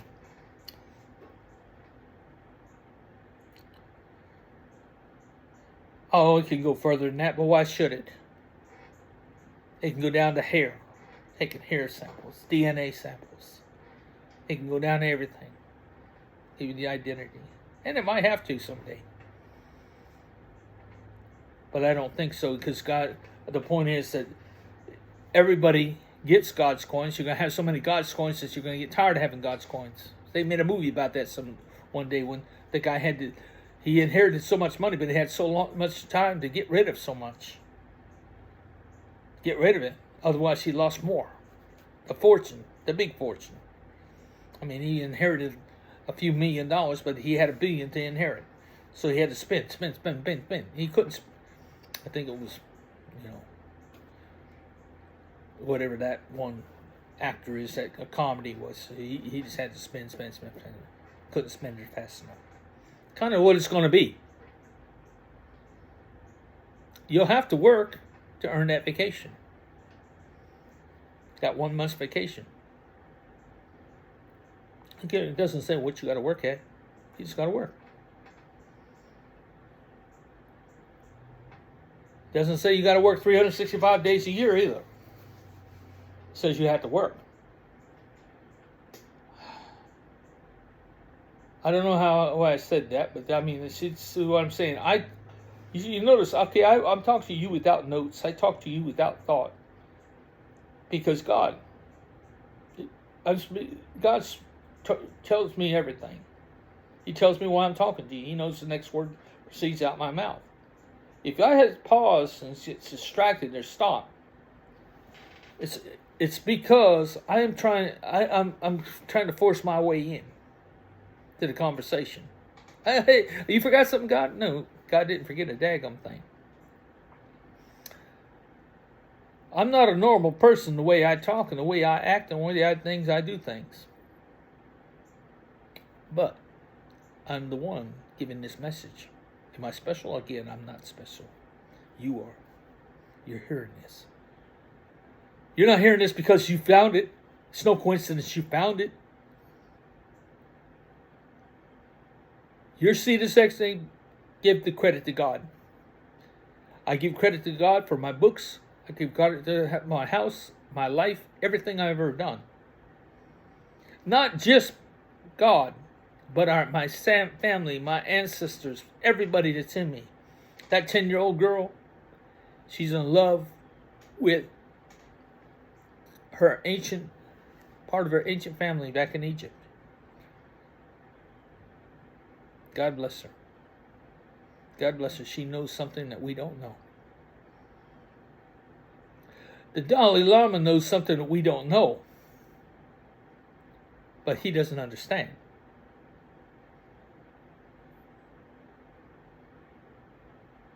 He's got to even wonder about what I'm talking about. He's close to his family because he meditates and they teach him things. He's the smartest guy in the world. Why? Because he comes from people that communicate and pass on their intelligence. I'm autistic. I was born a retard. Einstein was a retard. He went to kindergarten. He said, I don't need to go to school. Not for this stuff. I ain't taking naps. I ain't been playing with blocks. That's a waste of time. He forgets school. And he spent his whole life making out formulas. Who's to say E equals MC squared? Einstein. He's the one that said it. Who can prove him wrong? Nobody wants to. They accept it. Who's to argue with Benjamin Franklin? He's autistic too. These people, Madame Curie, has discovered radiation, autistic. Thomas Jefferson, autistic. Henry Ford, autistic. Guess what? Thomas Edison and Nikola Tesla were in competition. They were both autistic. Yeah. We still use both of their technologies today are in competition, direct competition with each other from two autistic people. Van Gogh. I forgot the other artists, but there's two great artists that were autistic. Beethoven, Mozart, autistic. Come on. We don't understand something, we don't torture it like they used to do in the old days. Put wet bed sheets on children when they're autistic in sanitariums and put electricity to it. Shock us into somebody's reality. I told you what reality is. It's whatever happens in that instant. People manipulating other people's into other people's reality, making their reality your reality. That's BS. 6,000 years of this BS. We're smarter than that, people. We're smarter than that. You want to believe in fairy tales? Keep on listening to the garbage that this world's throwing out. Science doesn't have to tell you you have DNA. Science doesn't have to tell you that when your blood flows through your nose, it runs through your eyes, it runs through your mouth, it runs through your ears, that you can see, you can feel, you can hear. Why? Because the blood's going through all those vessels, including the brain. Yeah, the brain needs the blood to live. You know, I think sometimes thoughts come in my mind like sometimes the brain could die and not the heart. If the brain dies before the heart, it's because the blood quits supplying enough to the brain. God dies. God can't live without the blood. But the heart will keep on pumping as a separate vessel. Kind of unique the way God creates everything.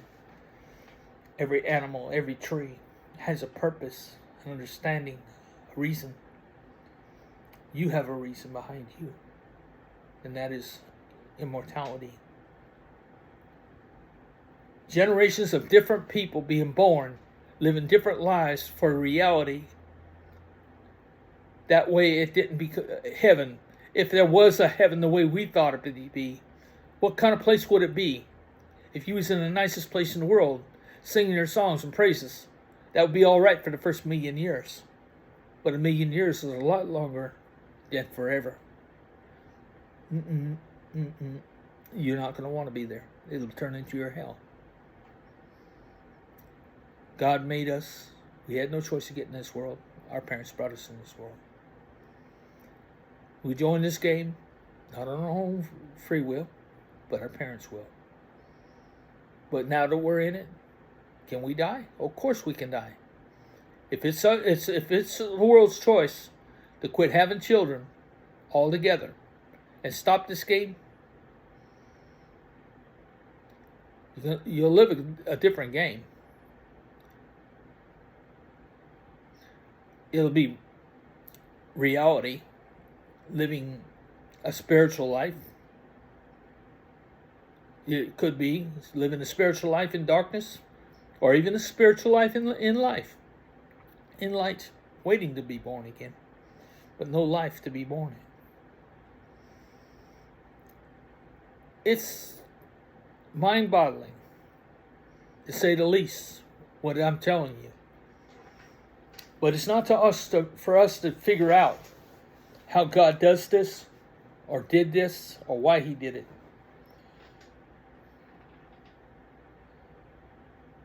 It's not. I shouldn't say it's not for us to know it. It's not rocket science. For eternity is eternity. And eternity is a long time. And we're immortal. As long as we have generations and generations and generations that are happy and pleasant and nice to be around, and it's always changing, and we can die, and so that's the biggest blessing of all that we have is death.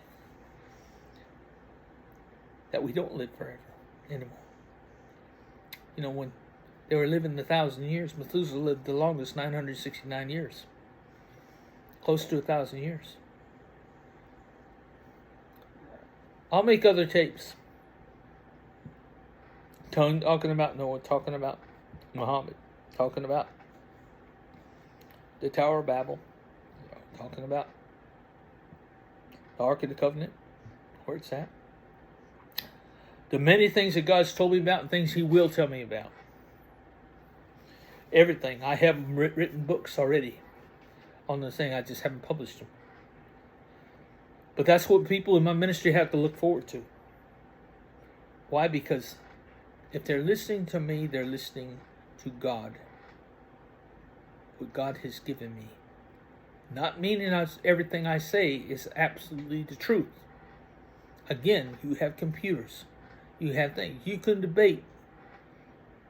You can find out more. I would be interested in finding out different things.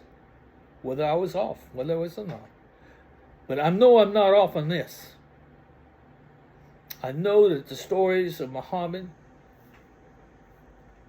from what God told me,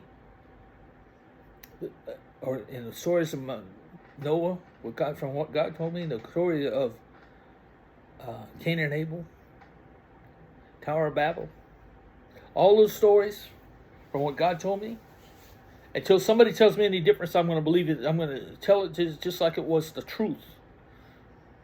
But I'm still going to stay open-minded to if somebody can give me a better explanation, a better story. So keep your books open. Keep your minds up. The person that wants to challenge Einstein on E equals MC squared, go right ahead. Didn't have to end with him. If you think he's a possibility he could be wrong, challenge it. Do your own thinking. God wants us not only to spend our money, not only to enjoy our lives and invest, but he also wants us to think. He would love us living like the Jetsons, with our dog Astro and maid,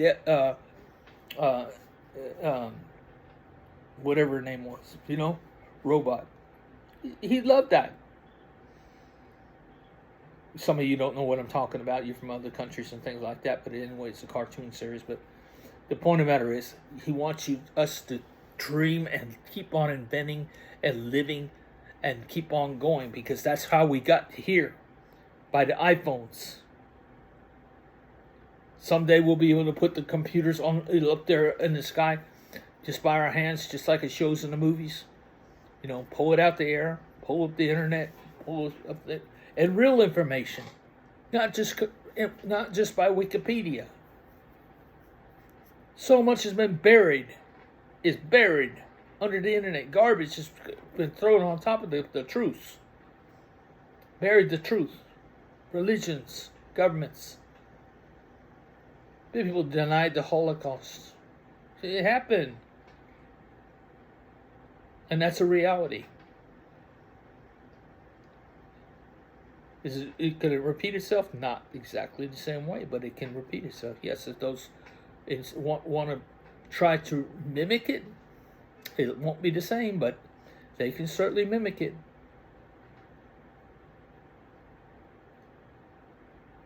This world could have started with Machiavelli and the murders of many, like Hitler. Machiavelli taught Hitler. You know, these people that don't understand.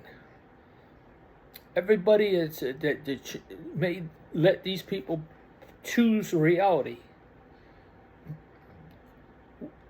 These are things that we got let happen over 6,000 years. It never meant to be that way. Just give you a clue. Just God's putting it in my head. 6,000 years. God built the world in 6 days. On the 7th day, he rested.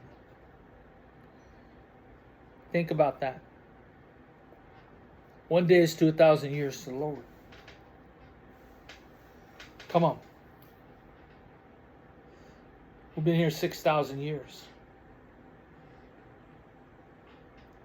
Oh, everybody's going to argue that's with millions and trillions and trillions and zillions of years, right?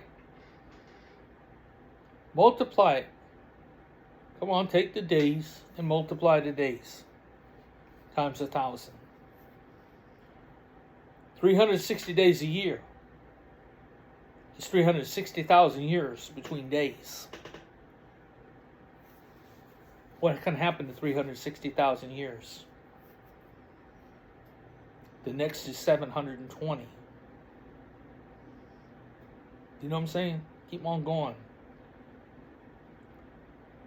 6 times 360,000. Do the math. I'll just say right now it's a lot, because I don't want to mess up with this video. This is important what I'm saying now. I'm not stopping. I'm not changing on. I let the shadow of the window coming through with the sunlight mess up a lot of this video where you can't see me. But you're seeing me is not the important thing. What I'm saying is what's important. One more time, and then I'm going to face this other iPad with my name and address on this video for y'all to see. And I want you to recognize this. Call this number. Write this number. Send your cards to this number. Join this ministry. If you don't join this ministry, you are missing the point. I'm not God. I'm only the hands, the feet, and mouth for God. I'm the minister that cares enough not to stop for God. Regardless if I haven't lost my wife, regardless of almost losing my house, regardless, yeah, I need help. I need, monetary help. I need physical help. I need everybody. God needs everybody. He needs the hands, the feet. Who doesn't need help? We all need help. But we can't help each other if we don't know each other. We got to know who each other are first. If we don't know each other, we can't help each other.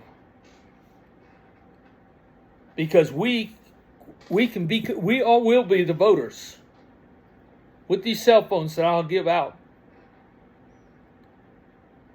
to everybody.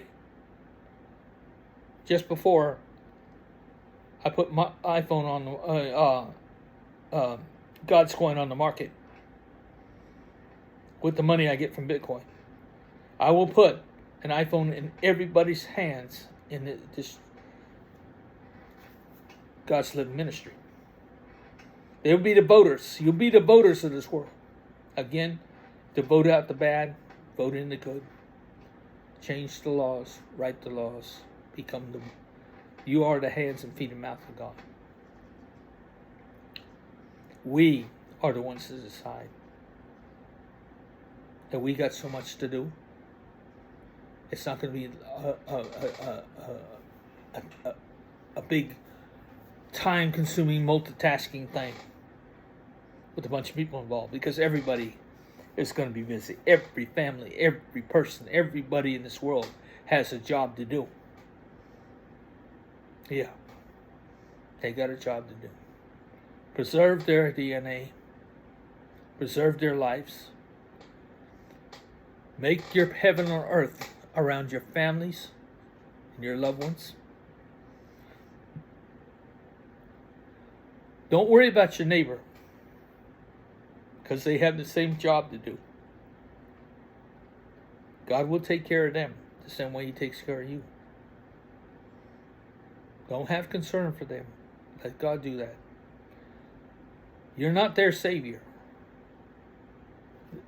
God is their Savior. Jesus is going to be their Savior too, if you accept Jesus. And if you need Jesus, you're not living pure life, and you got pollution, and you're not close to God, then you need Jesus. Yeah. You need somebody to cleanse the blood between you and God, to forgive you, to get rid of the pollution, to be the filter. Then God can give everybody a hug, and you could actually be talking and communicating to God like I've been doing for like. I've been doing it since I was 3, but not like I've been free. Believe me, when you get that hug from the Holy Spirit, first time I got the hug from the Holy Spirit, I was 38 years old. I was going to go to the Pentecostal church, because the church I was going to, that got baptized in and everything, they fired the preacher I thought so much of, that brought me out off the streets and into the church and got me baptized in that church. They fired him because he put shingles on the church and went down there and bought it with his own money. But that church reminded him, his money's not even his. He earns his money from the church. It's the church's money. He ashamed those people because they let the roof leak in his parsonage and in the church, and he put shingles on it without asking their help. He didn't want to keep on waiting on their help and bringing the subject up, so he went and did it himself. His labor wasn't even free to give away. They reminded him of that, and they fired him. A church committee fired him. I went on a rebound. 2 months later, I had to go to church somewhere. I was invited to a Pentecostal church, one in there. The preacher had a sermon all figured out. He was going to preach about something. He had it all figured out. Of course, I had my Bible with me because I was an enthusiastic new Christian. I had 2 very expensive tape recorders, 8-track tape recorders that recorded Charles Stanley, James Kennedy, Joe Gregory, the chaplain at Bourbon Street, the preacher of the hills in Alabama, and a preacher, 6 preachers. When I went to that thing, I went in there with my Bible to the service, and the guy preached. The pastor put down his notes, and he put it down, and he said, "Oh, forget this. I feel a healing service coming on." He says, "Everybody open their books to," I think it was It's in chapter 8 or chapter 5. And anyway, it's talking about wherever it's at. It's either chapter 5 or chapter 8 in one of the books. But anyway, it's about a man who lay beside the pool of Bethesda. And he lay there for 38 years. And Jesus came to him and said, why don't you get in the pool? When the angels would come and stir the waters with their wings. And it would trouble the waters, and people would jump in as soon as the water starts stirring to be healed. And Jesus comes to him and says, how come you never got in? He says, I didn't have anybody to help me get in. I can't I can't see. I can't get in. I'm disabled. Jesus said, and I'm looking at this, and I'm 38 years old. I'm reading this as he's talking, and I can feel. He says somebody here needs healing. And he wants a guy me to come forward, but I could feel the pull of the Holy Ghost wanting me to come forward. And I knew I'm sitting on the back pew of a church that I'd never been in before, by myself. I could feel the pull. And he says, and I'm by myself. And I'm gripping this thing because I feel the pull of the Holy Spirit wanting me to go forward and be healed. But Jesus said something to the man that stopped me. He says, go. Don't tell anybody about this, lest the worst thing happen to you. Now, what could be worse than not having God for 38 years? Or not able to get the hug of God, the closeness to God in 38 years. To be on my own. Of course, I was never alone from God, but I was never that close to God.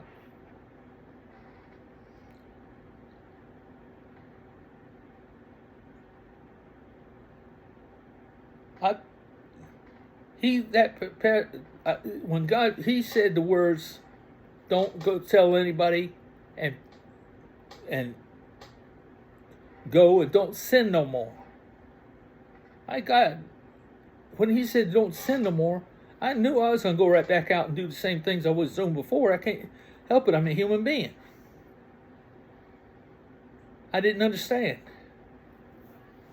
So I go to the back door, and the pastor's there waiting because the rest of the service is giving their closing thing, getting people to go to the altar to pray.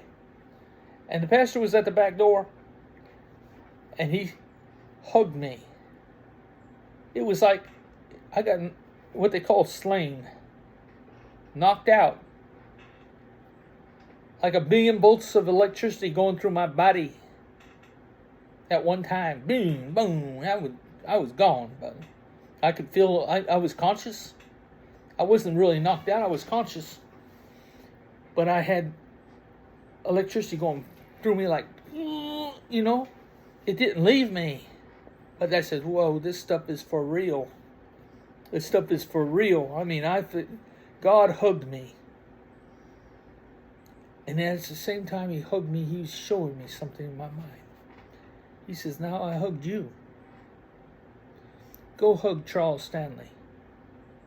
Go hug James Kennedy, Joe Grigley, the pastor of Bourbon Street, the preacher of the hills in Alabama. Go hug these pastors I've been taping. I left that church with that electricity in me. And I didn't go back to the same pastor that hugged me. I went to another pastor, and I said, and he just told me, I just got the Holy Ghost. Don't worry about it. You can write a letter to these people and give them the same thing. Accomplish the same thing. Actually, I went to 2 or 3 pastors and asked them their opinions. Most of them said the same thing. I said, just forget it. You just got the goodness of the Holy Ghost, the closeness of the Holy Ghost. Right? I went back to the one that hugged me, and I said, you got a choice. He said, I had a choice when I first found God. God told me to preach. He told me. And we didn't have nothing. The only thing he was a carpenter. He didn't have nothing. His family, they didn't have a job. But God gave him a church. a building, abandoned building. It's given to him. Fix it up. And you're going to be a preacher. And it's the way he started. And he started with one member.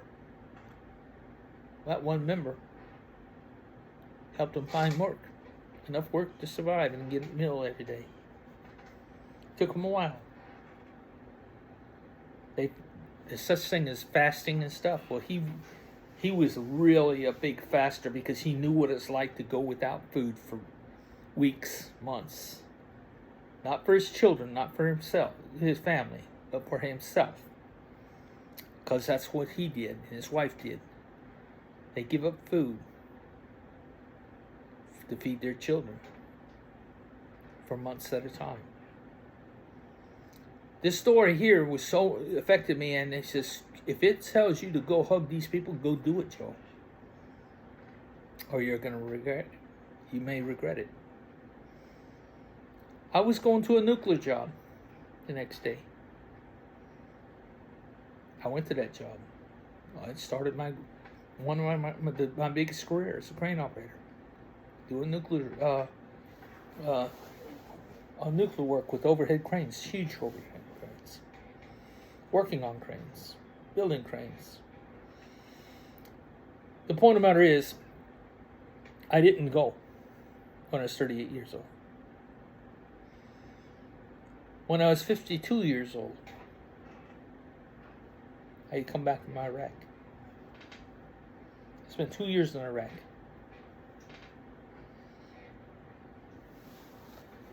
Maybe I'm wrong about that because I think I had the Holy Ghost before I went to Iraq. But anyway, the point of the matter is when I got the Holy Ghost the next time, it was almost 20 years later.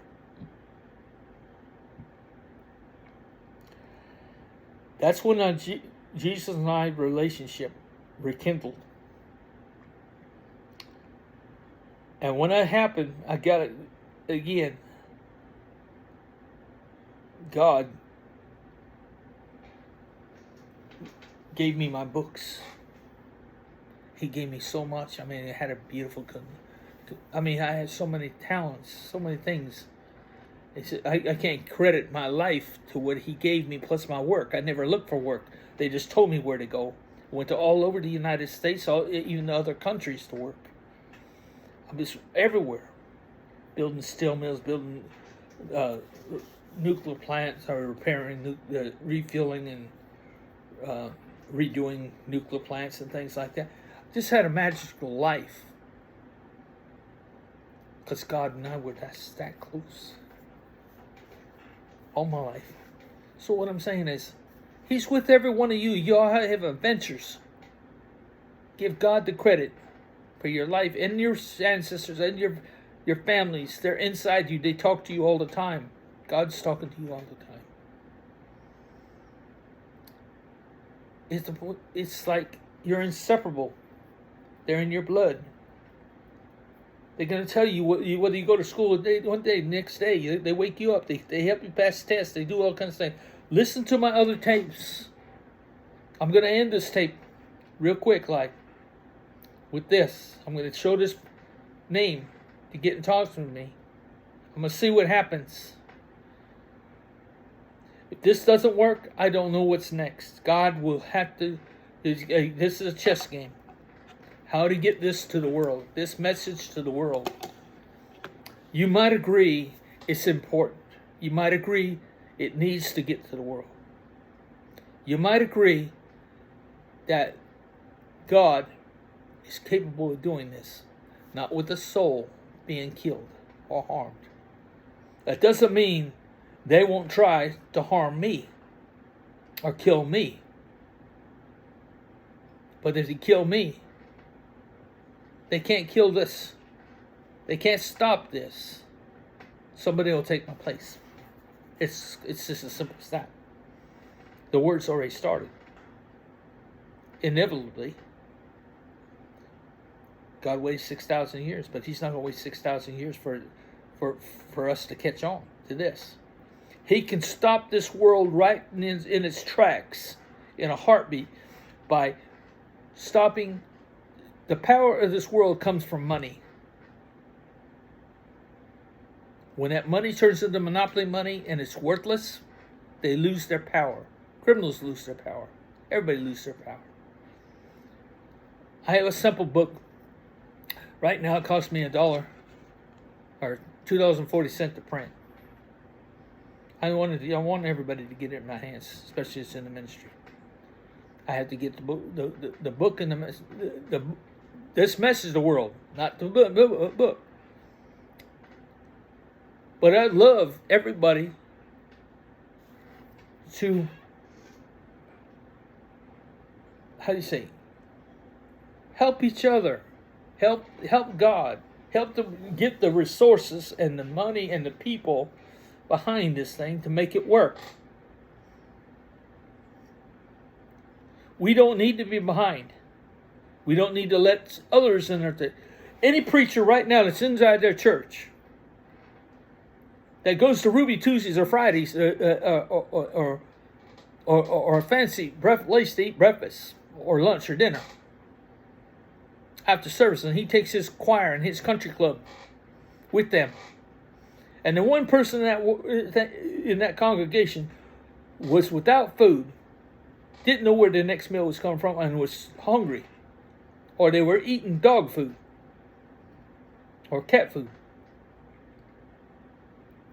There's something wrong with that whole idea that they're in a ministry patting themselves on the back, and somebody in their ministry is starving or eating cat food.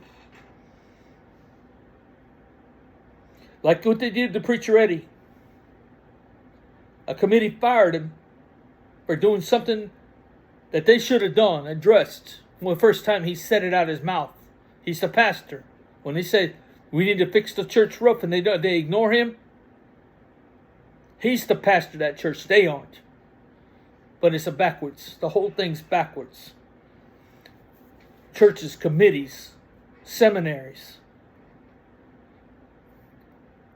People you listen to on giving you Bible studies and telling you how it was.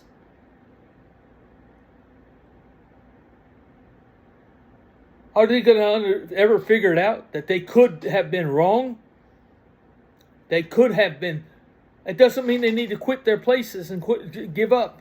It just means do it as hard as you've been trying to convince people of it.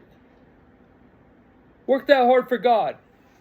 Bring it back into your churches. Bring God back into your churches and into the hearts of everybody. Make them aware that God lives inside them.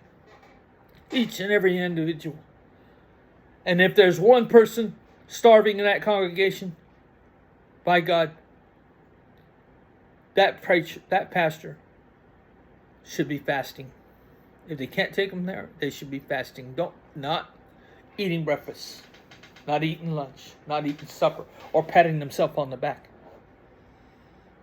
We're only as good as the least of us.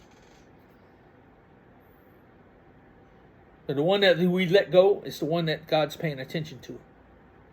He's not looking at the one that's sitting behind the pulpit or behind the bench, teaching and preaching. That's not rocket science. Okay, I got to end this. I'm going to end it with this.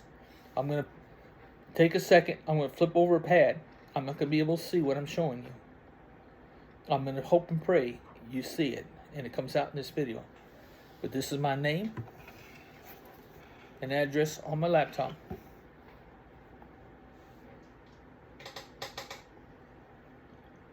Read it. I can see a little bit of it, but I can't really tell when it's. I'm going to move it in and out so that you can see it up close, see it far away, and hopefully it stays in focus. I'm recording this on the iPhone 13. This is also a Generation 9 iPad.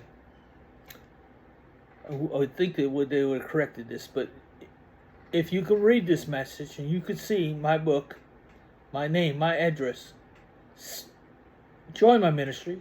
I'll know whether it's this just take it's through. When I start getting cards, when I start getting cards with my name, your name, your fingerprint, your birthday, and cards with the ones that you brought in with their fingerprints, your names, and your birth dates, so that you can get 2 GODScoins. Every time you bring somebody in, you have to fill out those cards and send them to me.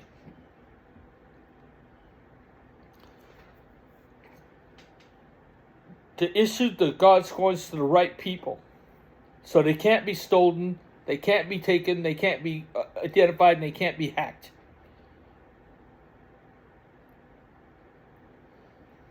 When it's put on the market, the GODScoin's put on the market, if it's $35,000, God's Living Ministry will give you cash money, gold, silver, platinum, whatever it wants in that thing.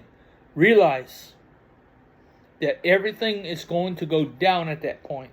Gold, silver, platinum, commodities. Paper money won't take it. Okay? Bitcoins, cryptocurrencies, everybody's going down. So that's the lowest point of how much that thing is going to be worth. If it's $35,000, that's the starting point. Then it's going off the charts as people trade it in. There's no telling how much a single GODScoin will be worth, even 10 minutes later, or by the end of the day. It could be astronomical. But it's all, how do you say, it's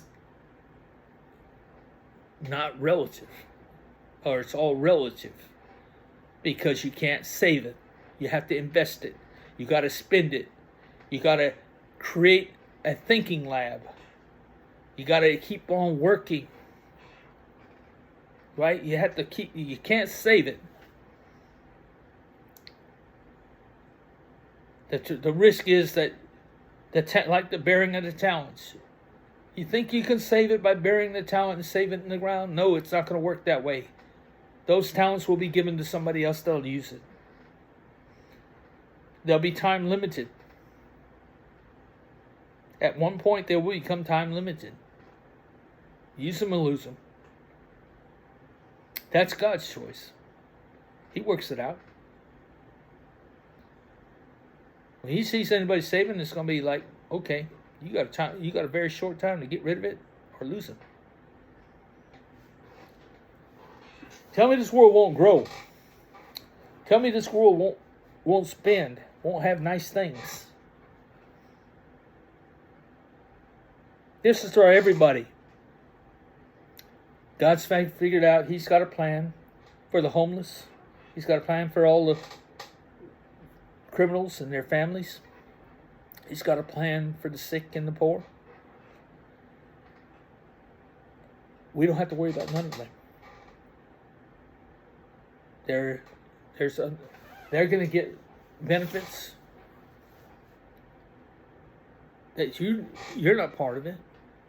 You're responsible for your own bloodline, your own family. Whether that be your children, your grandparents, your aunts, your uncles living, they can all live. They don't have to live together. They just have to know what each other are up to, communicate, enjoy life together. Everybody has the capability of not wasting a child. Instead of wasting our lives, make our lives count. Bring in this world. Have children. What lesbian, what homosexual, what transgender would not have children? Woman, let's talk about the women. What woman wouldn't want to have a child if she gained a fortune? I'm going back to repeating things, and I shouldn't. I need to end this broadcast. I'm going with what God tells me. But He's, again, having me make an appeal to every illegal immigrant in any country. Remember, it's got to get to 195 countries in over 8,000 languages. That's too many printed books. But somebody in your language, you can speak English, or you know somebody who can speak English to hear, understand what I'm saying right now, tell it to them in your language. Join my ministry. Show them how. Tell them how. Write this address down that I'm going to give you again in your language. Understanding. I'll know by how many people come to my mailbox with the cards and respond to this. I hope it's in overwhelming numbers. I'm looking for, numbers have to reach the million to make a difference. How fast will it reach a million? That's up to you. That's up to the people. You're earning money and you're saving yourselves if you join this ministry. You're getting rid of the identification processes that they want to put in, like they had with us in the United States, the Social Security numbers. They're getting rid of all that data processing that they've been keeping track with people for years. They're not going to be able to keep track of us anymore. Where we lived at, where we're going. Because we're all going to change addresses. We're all going to go places. They're not. Remember, we're going to control the governments. We're the ones that are going to destroy the databases.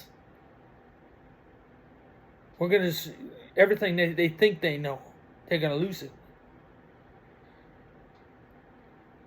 Not only that, are people going to start discovering the truth. Use your computers. Let God lead you. Ask the questions that I asked starting as a 3-year-old child. Where's God? Why'd you let that happen? If you could have stopped it, why didn't you? Those are the questions we ask God. Now we got to ask ourselves that. Where were you? Why'd you let that happen? Come on.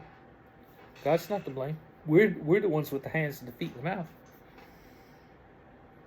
Not God. We have only to blame ourselves. And if we trust man, don't trust man. Man always wants to benefit himself. Well, what are you going to do when you got so many benefits you can't get rid of it all? You can't even keep up with the benefits you have. You own everything. You have everything. And still can't keep up. You live in a perfect world is what happens. There'll be a time when GODScoin is not necessary anymore. Printed money won't be necessary. It'll be in future generations, but that's what our future generations have to look forward to. Killing, it's all written out in God's message. It won't, unacceptable. Okay, let me put this up one more time. I'm not getting back into that. Listen to my other things. But here's the message again, and I'm going to punch the thing off this next time.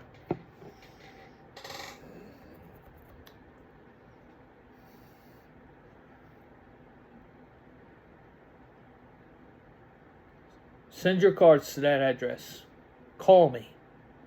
If anything you get out of this message and see it, it's no coincidence you got it and you're listening to it and seeing it and hearing it.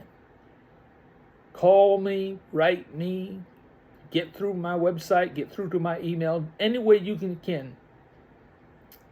Join my ministry. I need a physical card. I don't need a copy of that card or email me that card or anything. I need a physical copy of that card with your fingerprint on it and your name and your birth date. That's what identifies you the rest of your life. That's what makes you unique. And nobody can trace that. Okay, I love y'all, and I thank y'all, and I thank God because you listened to this. Okay, I'm going to stop this right now. This is got. I'm going to end this broadcast. Love y'all. Ciao.